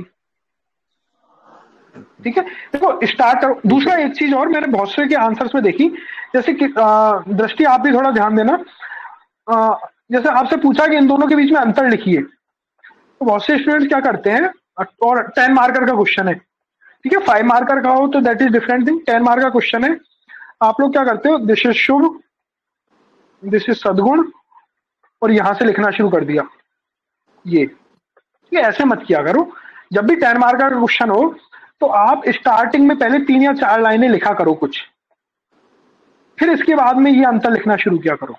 और जब आप ये अंतर वाली टेबल बनाते हो तो दोनों तरफ पॉइंट लिखने की जगह नंबरिंग किया करो, 1 1, दोनों तरफ नंबरिंग, 2 2, 3 3, ठीक है। और 3 अंतर आपने ऐसे लिख दिए, बाकी भले आप 1 2 अंतर दोबारा पैराग्राफ फॉर्म में यहां लिख दो, शुरू में आपने परिभाषा लिख दिया, कुछ लिख दिया, तो इससे आपका क्या है, आंसर का जो स्ट्रक्चर है ना वो बड़ा अच्छा दिखता है। ओके सर एक बार आप थोड़ा सा बता सकते हैं कि कैसे लिखना है फ्रेम करके, ये शुभ और गुड मतलब जो सद्गुण वाला आंसर है। देखो आप इसमें करो शुरुआत, किसका क्वेश्चन है? सर मैं प्रतिभा। हाँ, सबसे पहले तो आप इसमें लिखो शुभ किसे कहते हैं और सद्गुण, ठीक है। इन दोनों की एक एक लाइन में डेफिनेशन लिखो, ठीक है। तो इसमें लिख सकते हो शुभ जो गुड है that is related to moral acts, है ना, those acts which are either morally right or beneficial, ठीक है, जो कहीं ना कहीं किसी तरह से आपको नैतिक रूप से अच्छे होते हैं या किसी तरह से आपको लाभान्वित कर रहे होते हैं, उसको तो हम शुभ कहते हैं। वहीं दूसरी तरफ सद्गुण वो है जो आपके इनर कंसाइंस से रिलेटेड है, आपकी किसे मतलब हिंदी में क्या बोलेंगे उसको, अंतरात्मा से संबंधित है, आपकी आंतरिक गुणों से संबंधित है, ठीक है, जो आप हाँ जो चरित्र से रिलेटेड है, जो आपके लंबे समय में पनपते हैं, जो आप सीखते हो, ठीक है, तो दैट इज सद्गुण। तो ये आपने 3 या 4 लाइनों में इसके अब देखोगे ना तो ये भी एक तरह से डिफरेंस ही लिखा है आपने, है ना, पर ये आपने आंसर बनाने के लिए इसको इंट्रोडक्शन में डाल दिया। फिर आप इसमें लिखिए कि शुभ और सद्गुण इनमें क्या डिफरेंस है। अब जो आपने जो फिलोसफिकल अपने कोचिंग के नोट से लिखे हैं वो लिख सकते हो कि जो शुभ होता है that is more of act related, result related, ये बहुत कुछ प्रोसेस रिलेटेड होता है, ठीक है। ये स्किल होती है, सद्गुण सीखा जा सकता है, ये सीखा नहीं जाता है, ठीक है। इसके लिए कोई मोटिवेशन फैक्टर हो सकता है जो एक्सटर्नल हो, ठीक है, इसमें इंटरनल मोटिवेशन ज्यादा होता है, ठीक है। इस तरह फिर इसमें एग्जांपल्स दो आप, मेनली जो हमने अभी डिस्कस किया ना, इस तरह के 3 एग्जांपल्स दो अलग अलग, आपका आंसर बन जाएगा। ठीक है सर। ठीक है, हाँ। और कोई क्वेश्चन? सर मतलब इनकी लेटेस्ट एग्जांपल मतलब कहाँ से लें? लेटेस्ट एग्जांपल आपको जिसके नहीं मिले ना, आप ग्रुप पे मैसेज कर दिया करो। देखो अब ये दृष्टि की कॉपी है, क्वेश्चन है व्हाट इज डिफरेंस, दिख रही है आपको सभी को? हाँ सर दिख रही है। जी सर, है ना। अब देखो बहुत अच्छा लग रहा है ना, बहुत ब्यूटीफुली प्रेजेंटेड आंसर है, सब कुछ अच्छा है ना, ठीक है। आप ऐसे लिख के आ जाओगे दैट्स ओके, बट जब आप लिख रहे हो तो वाई शुड नॉट मतलब इम्प्रूव, है ना। तो इम्प्रूव में क्या हो सकता है, सबसे पहले तो आप डेफिनेशन से स्टार्ट करो जो हमने बात की। सेकंड, आपने जो पॉइंट्स लिखे वो ठीक है, एग्जांपल्स भी आपने ठीक दिए। जैसे आपने एग्जांपल लिखा, एग्जांपल कांत ड्यूटी, हिंदुइज्म मोक्ष, तो ये एग्जांपल आपने ठीक है दे दिए, लेकिन इससे आप एक्सप्लेन नहीं कर पा रहे हो, आपके एग्जांपल सेल्फ एक्सप्लेनिंग नहीं है, ठीक है। आपने लिखा IAS Puma Tudu walked 2 hours to meet tribals on hills and listen their grievance. This is good example, ठीक है, कि this is, तो इसमें लिखना चाहिए था example this, so this is the act of good, है ना, public service act of good, है ना। फिर यहाँ पे आप लिख सकते थे कि the public servants which generally shows this type of habits, है ना, this type of acts are good public servant because the ethical duty या ethical code of conduct related to commitment is shown by them, है ना। तो इस तरह से आप उसको वहां पे लिंक कर सकते थे, ठीक है। बाकी आंसर अच्छा है, पॉइंट्स अच्छे हैं, लेकिन चीजें आपको थोड़ी सी और इसमें इंप्रूव करनी है। जिस तरह इस तरह के जनरल जो एग्जांपल्स आपको नहीं मिले ना, तो आप धीरे धीरे जो प्रैक्टिस करोगे ना, जो मैंने आपको बताई, एक पेज में इस तरह से आप डेफिनेशन लिखो, बाकी एग्जांपल्स की सर्च में रहो, एक आदत डाल लो कि मेरे को कुछ ऐसा एग्जांपल मिले तो मैं बस लिखूं उसको उसमें डालूं, ओके। बाकी हम शेयर करते रहेंगे आपके साथ। हमने रिटर्न ऋण के एग्जांपल शेयर किए, आपने पढ़ी वो PDF? सर पढ़ी, वो बहुत अच्छी थी सर, यूजफुल थी, है ना, मतलब वो हाँ बनाई हुई PDF है, ऐसे मतलब जस्ट ऐसा नहीं है कि उसमें थोड़ा दिमाग लगा लगा के चीजें लिखी गई हैं हेल्प ले लेके। तो इस तरह की पीडीएफ और भी शेयर करेंगे जिसमें आपको इस तरह के एग्जांपल्स मिलेंगे, तो उनको यूज लो आप, ठीक है? जी सर। सर अभी तक सर सारी कॉपियां चेक हुई नहीं है क्या सर? आपकी नहीं हुई विश्वजीत अभी? English medium Hindi medium? English medium है सर, हुई नहीं सर।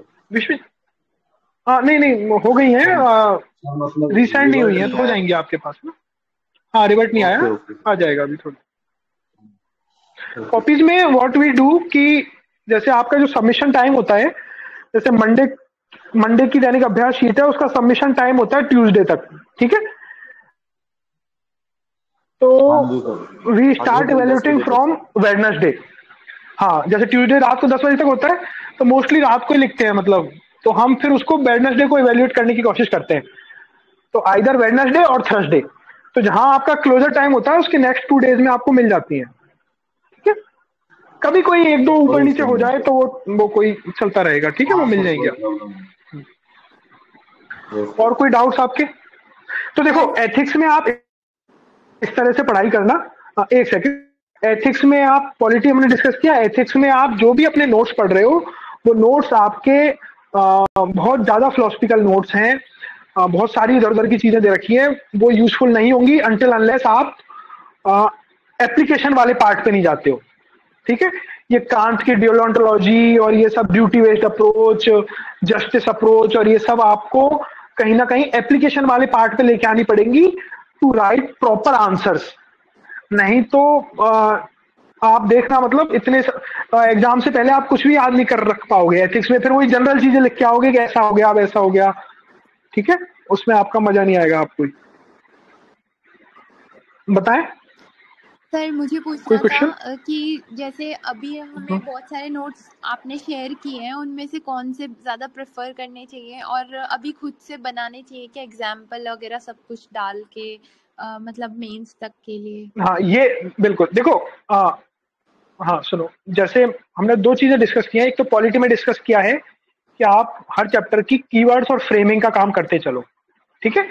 मेंस की तैयारी के लिए उतना ही करो, अलग से नोट्स मत बनाओ, बट फ्रेमिंग का काम कर लो, किस चैप्टर में क्या है, ठीक है? और उसके कीवर्ड्स ये आप पॉलिटी में करते चलो। और एथिक्स में जो हम बता रहे हैं कि जितने भी कीवर्ड्स हैं एक पेज में 2, ऊपर उसकी डेफिनेशन और नीचे आप उसके एग्जांपल्स के लिए जगह छोड़ दो। जैसे जैसे एग्जांपल्स आपको ऐड होते जाएं आप उसमें लिखते जाओ, ठीक है? तो ये आपका काम रहेगा बस। Okay sir. दूसरा बहुत सारे टाइप के नोट्स हैं मार्केट में भी, हमने ग्रुप पे भी शेयर किए हैं क्योंकि आप लोगों को अच्छा लगता है ज्यादा नोट्स देख के। तो आप लेकिन कोई भी एक नोट्स फॉलो करो, कोई भी सिंगल, जो भी आप करते रहे हो वो ठीक है। और आपने नहीं किए हैं तो कोई भी एक उठा सकते हो। हिंदी मीडियम वाले वो मैडम के उठा सकते हैं, है ना? क्या नाम है उन मैडम का?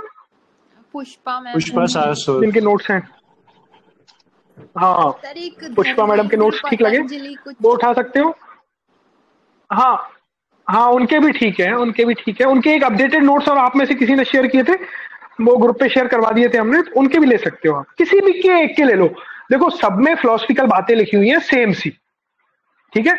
आप समझो, आपको वो पढ़ के खुद से समझना पड़ेगा कि अच्छा रित क्या है, ऋण क्या है।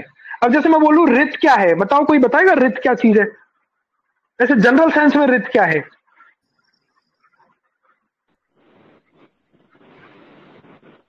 अंकिता आप बताओ।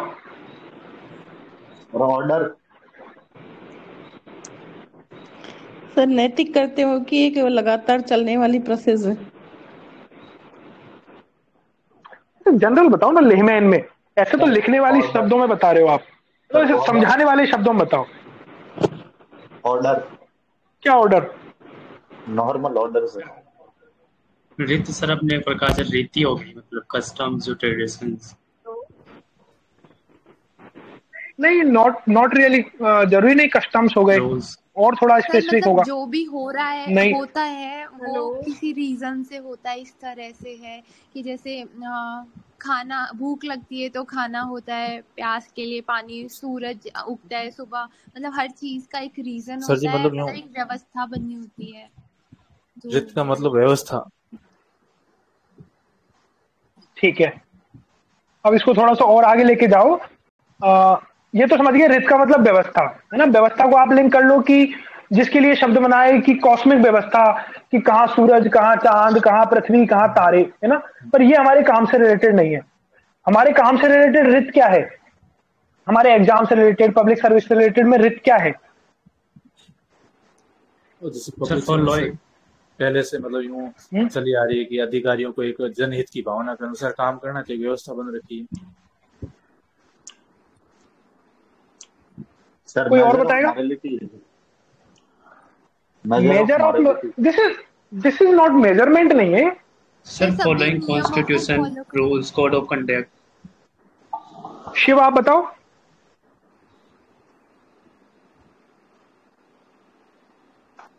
Hello hello. हाँ सर, इसका मीनिंग है कि हमको इंडिविजुअल की और ना जाके हमको अपने समाज को उद्धार के लिए कार्य करना चाहिए। इसी जैसे सिविल सर्वेंट के फॉर्म में अगर हम देखें तो if you work for the self growth, not only self growth, if you work for the upliftment of the all the section of the society. देखो आप ठीक बोल रहे हो, लेकिन ये रित नहीं है। आप ठीक बोल रहे हो, रित के आगे की बात बोल रहे हो कि रित होगा तो ये होगा, आप ये बात कर रहे हो। रित क्या है? व्हाट इज रित? में रित जैसे संविधान है, कानून है, उनका पालन करना। अगर नहीं करेंगे हाँ, रित का मतलब हो गया जैसे कॉस्मिक लॉज है। हाँ, जैसे कॉस्मिक लॉज है कि ये तारे, ये सितारे, उसी तरह से from cosmic laws to moral laws, कि ये मोरलिटी से रिलेटेड लॉ है कि गरीब की सहायता करनी चाहिए। ये एक लॉ है, मॉरल लॉ, जो हर किसी जगह पे सत्य है। This is absolutely truth, there is no relativity in it. यहां पे कहीं किसी तरह का नहीं है कि गरीब की सहायता करनी चाहिए, इसमें कोई XYZ करके कुछ और भी चीज आ सकती है। ये हमेशा ही सही होगा। बात समझ लो। तो आप जब भी देखोगे ना, रित का कॉन्सेप्ट धीरे से आगे बढ़ जाता है धर्म की तरफ। धर्मा आपने यदि पढ़ा हो तो रित वाले कॉन्सेप्ट को पढ़ा है आपने अच्छे से? जो हमारी हिंदू फिलॉसफी, जैन फिलॉसफी या बुद्धिज्म फिलॉसफी में जो धर्म का कॉन्सेप्ट है, वो व्हाट इज धर्म। जैसे मैं कहूं ना कि अपना इंसानियत का क्या धर्म है, आता है ना एक शब्द, ड्यूटी। हाँ, तो इंसानियत का क्या धर्म है? इंसानियत का वो धर्म है जो कॉस्मिक लॉ है। That law that is fix, that is totally मतलब एब्सोल्यूट, जिसमें कोई इधर उधर का नहीं है। जैसे हम डिस्कस करें ना, केंद्रस्य केंद्रम, जो केंद्र के भी केंद्र में है, ठीक है, दैट इज रित। बात समझ रहे हो आप? अब अच्छा समझ रहे हो तो फिर एग्जांपल दो, रियल लाइफ से रिलेटेड एग्जांपल दो, एक दो। कौन देगा? यार ये तो हमने ग्रुप पे भी शेयर किए हैं PDF में। यार आप लोग पार्टिसिपेट नहीं करोगे ना तो कोई मतलब नहीं है सेशन का। सर चोरी नहीं करनी, जैसे चोरी करेंगे तो हमें सजा मिलेगी। चोरी करेंगे तो हमें सजा मिलेगी, ठीक है। मतलब और थोड़ा सा, हाँ, मतलब ये है एक लॉ है कि आपको वन शुड नॉट स्टील, चोरी नहीं करनी चाहिए, ठीक है। तो this can be A writ. और थोड़ा सा इसको ब्रॉडर सेंस में बात करो। ट्रैफिक नियमों का पालन करना चाहिए, जैसे ट्रैफिक नियमों का। तो इससे अच्छा आप बोलो कि जो लॉ ऑफ लैंड है उनका पालन करना चाहिए। जो सोसाइटी के, जो समाज के, उस देश के जो लॉ बने हुए हैं उनका पालन करना चाहिए, ठीक है। और बताओ sir. Environment sustainability sir, living in harmony with nature. बिल्कुल, आप एनवायरमेंट पे ध्यान दोगे तो आपको भी पता है कि ये एक ऐसी चीज है जो सबको इम्पैक्ट करेगी, ठीक है। तो दैट मीन्स हमें पेड़ों का संरक्षण करना चाहिए, पशुओं का संरक्षण करना चाहिए, एनवायरमेंट पे ध्यान देना चाहिए। This is cosmic law. This is एक ऐसा है जो जिसपे हमको ध्यान देना चाहिए। बिल्कुल ठीक बात है। और एग्जांपल? सर बिजली और पानी की बचत पे ध्यान देना चाहिए। हाँ, वो एनवायरमेंट से रिलेटेड हो जाएगा, बिल्कुल। और सर, अगर एक एडमिनिस्ट्रेटर है, उसका काम गवर्नमेंट पॉलिसी को अच्छे से लागू करना है तो उसको ये देखना है कि वो सबके पास जो नीडेड है, जिसको जरूरत है उनके पास जाए। देखो इसमें क्या लॉ हो जाएगा, रित क्या हो जाएगा कि जो एडमिनिस्ट्रेटर है, जो पब्लिक सर्वेंट है, उसको अपनी ड्यूटी ईमानदारी से, इंटीग्रिटी के साथ में पूरी करनी चाहिए। ठीक है, तो ये अपने आप में ही एक कॉस्मिक लॉ हो जाएगा। सर जैसे नैतिक संहिता और आचार संहिता का पालन करना। बिल्कुल, नैतिक संहिता और आचार संहिता का पालन करना। ठीक है, तो ये हो गया रित। अब जैसे ऋण की बात करें हम, तो ऋण में क्या एग्जाम्पल होगा? अच्छा एक चीज बताओ, सोसाइटी के लिए पितृ ऋण का एक एग्जाम्पल दो, कोई दे पाएगा? जी सर। बताओ। सर जो समाज में मतलब वृद्धजन हैं उनके लिए जो सरकारी योजनाएं हैं उनको पहुंचाना उन तक, मतलब पेंशन की होगी तो उनको जोड़ना, या मतलब जो फ्री मेडिसिन वगैरह प्रोवाइड करवाना उसमें उनको लिंक करना, जो मतलब बचे हुए लोग हैं जो वृद्ध है नहीं पहुंच पा रहे योजनाओं तक लेके जाना। तो जो हमारे वृद्धजन है उन तक सरकारी योजनाओं का लाभ पहुंचाना। ठीक है, एक पब्लिक एडमिनिस्ट्रेटर के लिए हो सकता है। और कोई जनरल एग्जांपल, जनरल इंडिविजुअल से रिलेटेड? अच्छा एक चीज बताओ, मैं बिजली पानी की खपत कम करता हूं या उनकी बचत करता हूं या पेड़ों का संरक्षण करता हूं, ये क्या इसको पितृ ऋण से जोड़ सकते हैं क्या? हाँ सर। कैसे? शिक्षा की तो हमारा एक कर्तव्य बनता है ना सर। हाँ, हमारा ये कर्तव्य है कि जो पूर्वजों ने हमें एनवायरमेंट दिया, वो एनवायरमेंट हम हमारे नीचे तक दें, लोगों को दें। ठीक है, तो हम उसको, हाँ, हमारी अगली जनरेशन को दें, तो हम हमारी अगली जनरेशन को देने के लिए उसकी रक्षा कर रहे हैं। तो ये भी एक पितृ ऋण का एग्जाम्पल हो गया। ठीक है, भूत ऋण क्या होता है?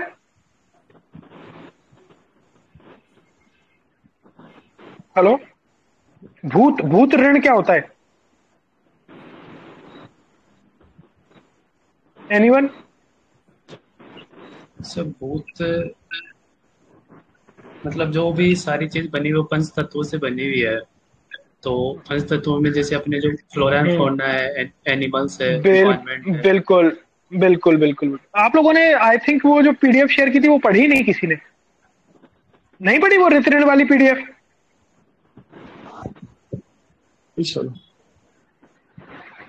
इवन हमने उसमें कुछ एग्जांपल्स राजस्थान के भी कोट किए थे, उसमें तो लिखा हुआ है क्लियरली भूत ऋण।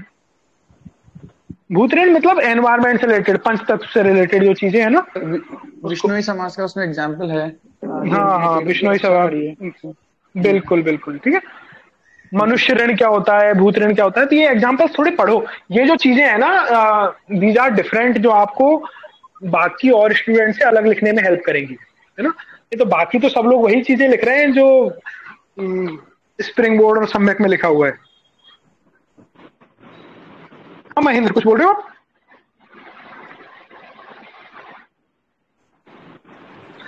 ठीक है, आई थिंक तो हम सेशन अपना आज कंक्लूड करते हैं। अब आपके कोई और छोटे मोटे कोई डाउट हो तो आप बता सकते हो। एनीवन?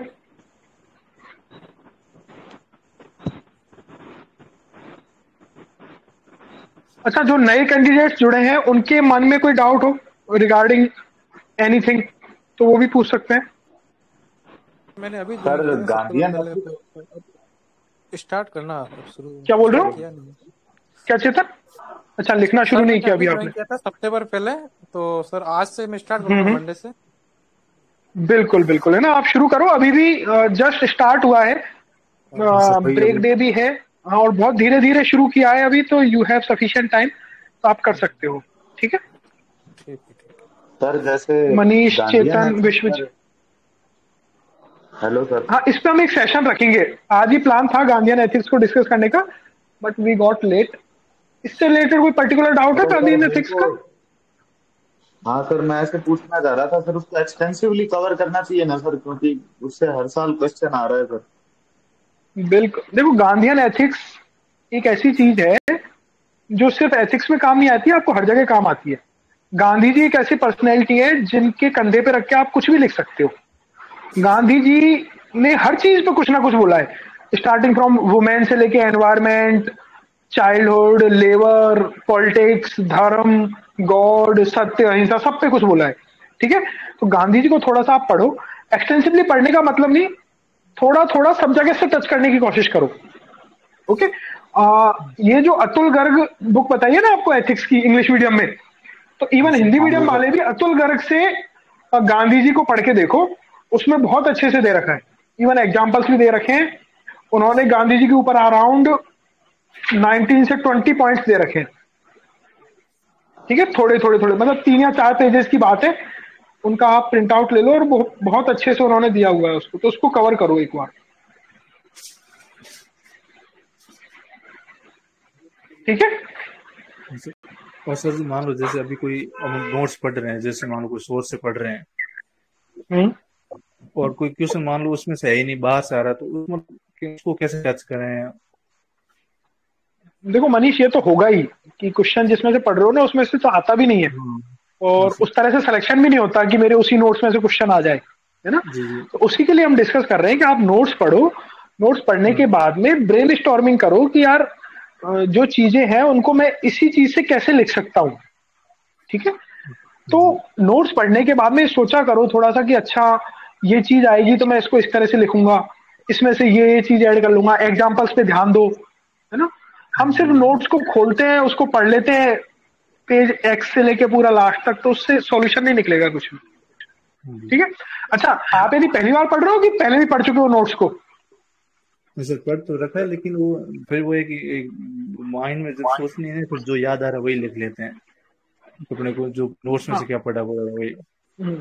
देखो मैं आपको एग्जांपल दूं, आप जैसे एग्जाम में हम जाते हैं ना, मेंस लिखा है आपने मनीष? हाँ जी अभी लिखा है।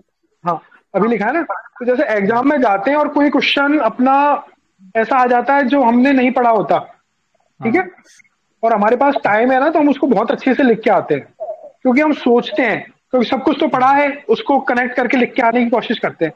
तो वो जो काम हम एग्जाम में कर रहे हैं ना, उसको यहाँ करो एक बार। बात समझ रहे हो मेरी? उन क्वेश्चंस पे ब्रेन स्टॉर्मिंग करो कि ये टॉपिक आ गया, ये पॉइंट आ गया, तो मैं इसमें ये ऐड कर सकता हूँ, ठीक है। राष्ट्रपति से रिलेटेड चीजें आ गई तो मेरे को ये लिखना है, प्रधानमंत्री से रिलेटेड आ गई तो ये लिखना है, सद्गुण से रिलेटेड चीज आ गई तो ये 3-4 एग्जाम्पल मेरे को याद रहेंगे, ठीक है, इससे रिलेटेड मैं ये लिखूंगा। तो इस तरह की चीजों की प्रैक्टिस करो। मैथ्स में रहता है पहले से, अगर में हो रखे हो ना क्वेश्चन की इस टाइप से लिखना है तो वहाँ थोड़ा इजी रहता है। अरे इजी रहता है, वो बहुत अच्छे से लिख भी पाते हो आप, आपको मजा भी आता है लिखते समय। राजस्थान का ज्योग्राफी में क्वेश्चन आया था जलवायु का, जलवायु का इस पे इफेक्ट आया था, उसमें इंडिया में अच्छा दे रखा था, राजस्थान में नहीं दे रखा था, तो वो इंडिया तो पहले से अगर माइंड फ्रेमिंग किसी की होती है अच्छे से लिख पाते उसको। हाँ मतलब थोड़ा सा चीजों के लिए प्रिपेयर होके जाओगे ना तो आपका ठीक रहेगा, और वो प्रिपेयर होने का यही तरीका है कि आप खुद से सोच के देखो। सर एथिक्स में जैसे एथिक्स में सर जैसे मेन जो हमारे भारत के समाज सुधारक है उनकी अच्छी अच्छी बातें अपनी एक साइड लिख के रख लें, और फिर वो हर एक आंसर में काम आ ही जाती है सर, जैसे विवेकानंद हो गए, दयानंद। बिल्कुल बिल्कुल बिल्कुल बिल्कुल, ये भी हम करेंगे, है ना। ये भी है कि जैसे आपने गांधी जी कर ली, विवेकानंद कर लिया, इन सब की आपने, पर देखो आप सिर्फ इन्हीं पे डिपेंडेंट नहीं रह सकते अंटिल अनलेस आपको कॉन्सेप्चुअल क्लैरिटी नहीं है, आपको यही नहीं पता कि शुभ क्या है, रित क्या है, ऋण क्या है, गुण क्या है, ठीक है, इमोशनल इंटेलिजेंस क्या है का मतलब ये नहीं कि जो अपने कोचिंग नोट्स में जो डेफिनेशन लिखी हुई है वो नहीं, आप उसको सोच के देखो पहले 10-15 मिनट तक रियली क्या है ये, ठीक है। जब आपने उस तरह से उसको आत्मसात किया ना, तब आप बोल पाओगे, तब आप बता पाओगे उसको। हाँ जी सर, एथिक्स में तो ज्यादातर अप्लाइड क्वेश्चन ही आ रहे हैं वैसे तो, अप्लाइड ही क्वेश्चन आते हैं। अब आपने सपोज विवेकानंद से 5 कोट याद कर लिए, अब आपने उनको कहाँ यूज करना है वो जब ही कर पाओगे ना, जब आपने उनको आत्मसात कर रखा होगा, उन शब्दों को पता होगा आपको कौन सा क्या है। हाँ जी सर, नहीं तो और क्वेश्चन में लिखना था और में लिख दिया, फिर तो कोई फायदा ही नहीं हुआ। कोई फायदा भी नहीं हो, कहीं का है कहीं और लिख रहे हैं, और वो बल्कि और नेगेटिव की तरह काम करेगा आपको। हाँ जी चलो ठीक है, फिर हम आज कंक्लूड करते हैं, ठीक है, नेक्स्ट सेशन करेंगे। आप लोग कल से दोबारा कंटिन्यू करो, जिन लोगों ने छोड़ रखी हैं चीजें थोड़ी थोड़ी, वो भी आप उनको एडअप करो और चीजों को चेंज करो। ऐसा नहीं कि जैसा करते आ रहे हो, इस प्लान को ज्वाइन करने के बाद भी सेम चीज कर रहे हो तो कोई मतलब नहीं निकलेगा। आप जरूर से जरूर लिखो, आप यदि किसी दिन पढ़ना छोड़ देते हो फिर भी लिखो जरूर, ठीक है। आप नहीं लिख पा रहे हो, डिस्कस करो, एडमिन पे मैसेज करो कि मेंटर से बात करनी है, मैं नहीं लिख पा रहा हूँ, क्या रीजन है, मतलब लिखो, क्यों नहीं लिख पा रहे हैं, अपन उसको सॉल्व करेंगे, ठीक है, चलो okay okay okay, thank you sir ji. Okay, thank you, thank you sir. Thank you.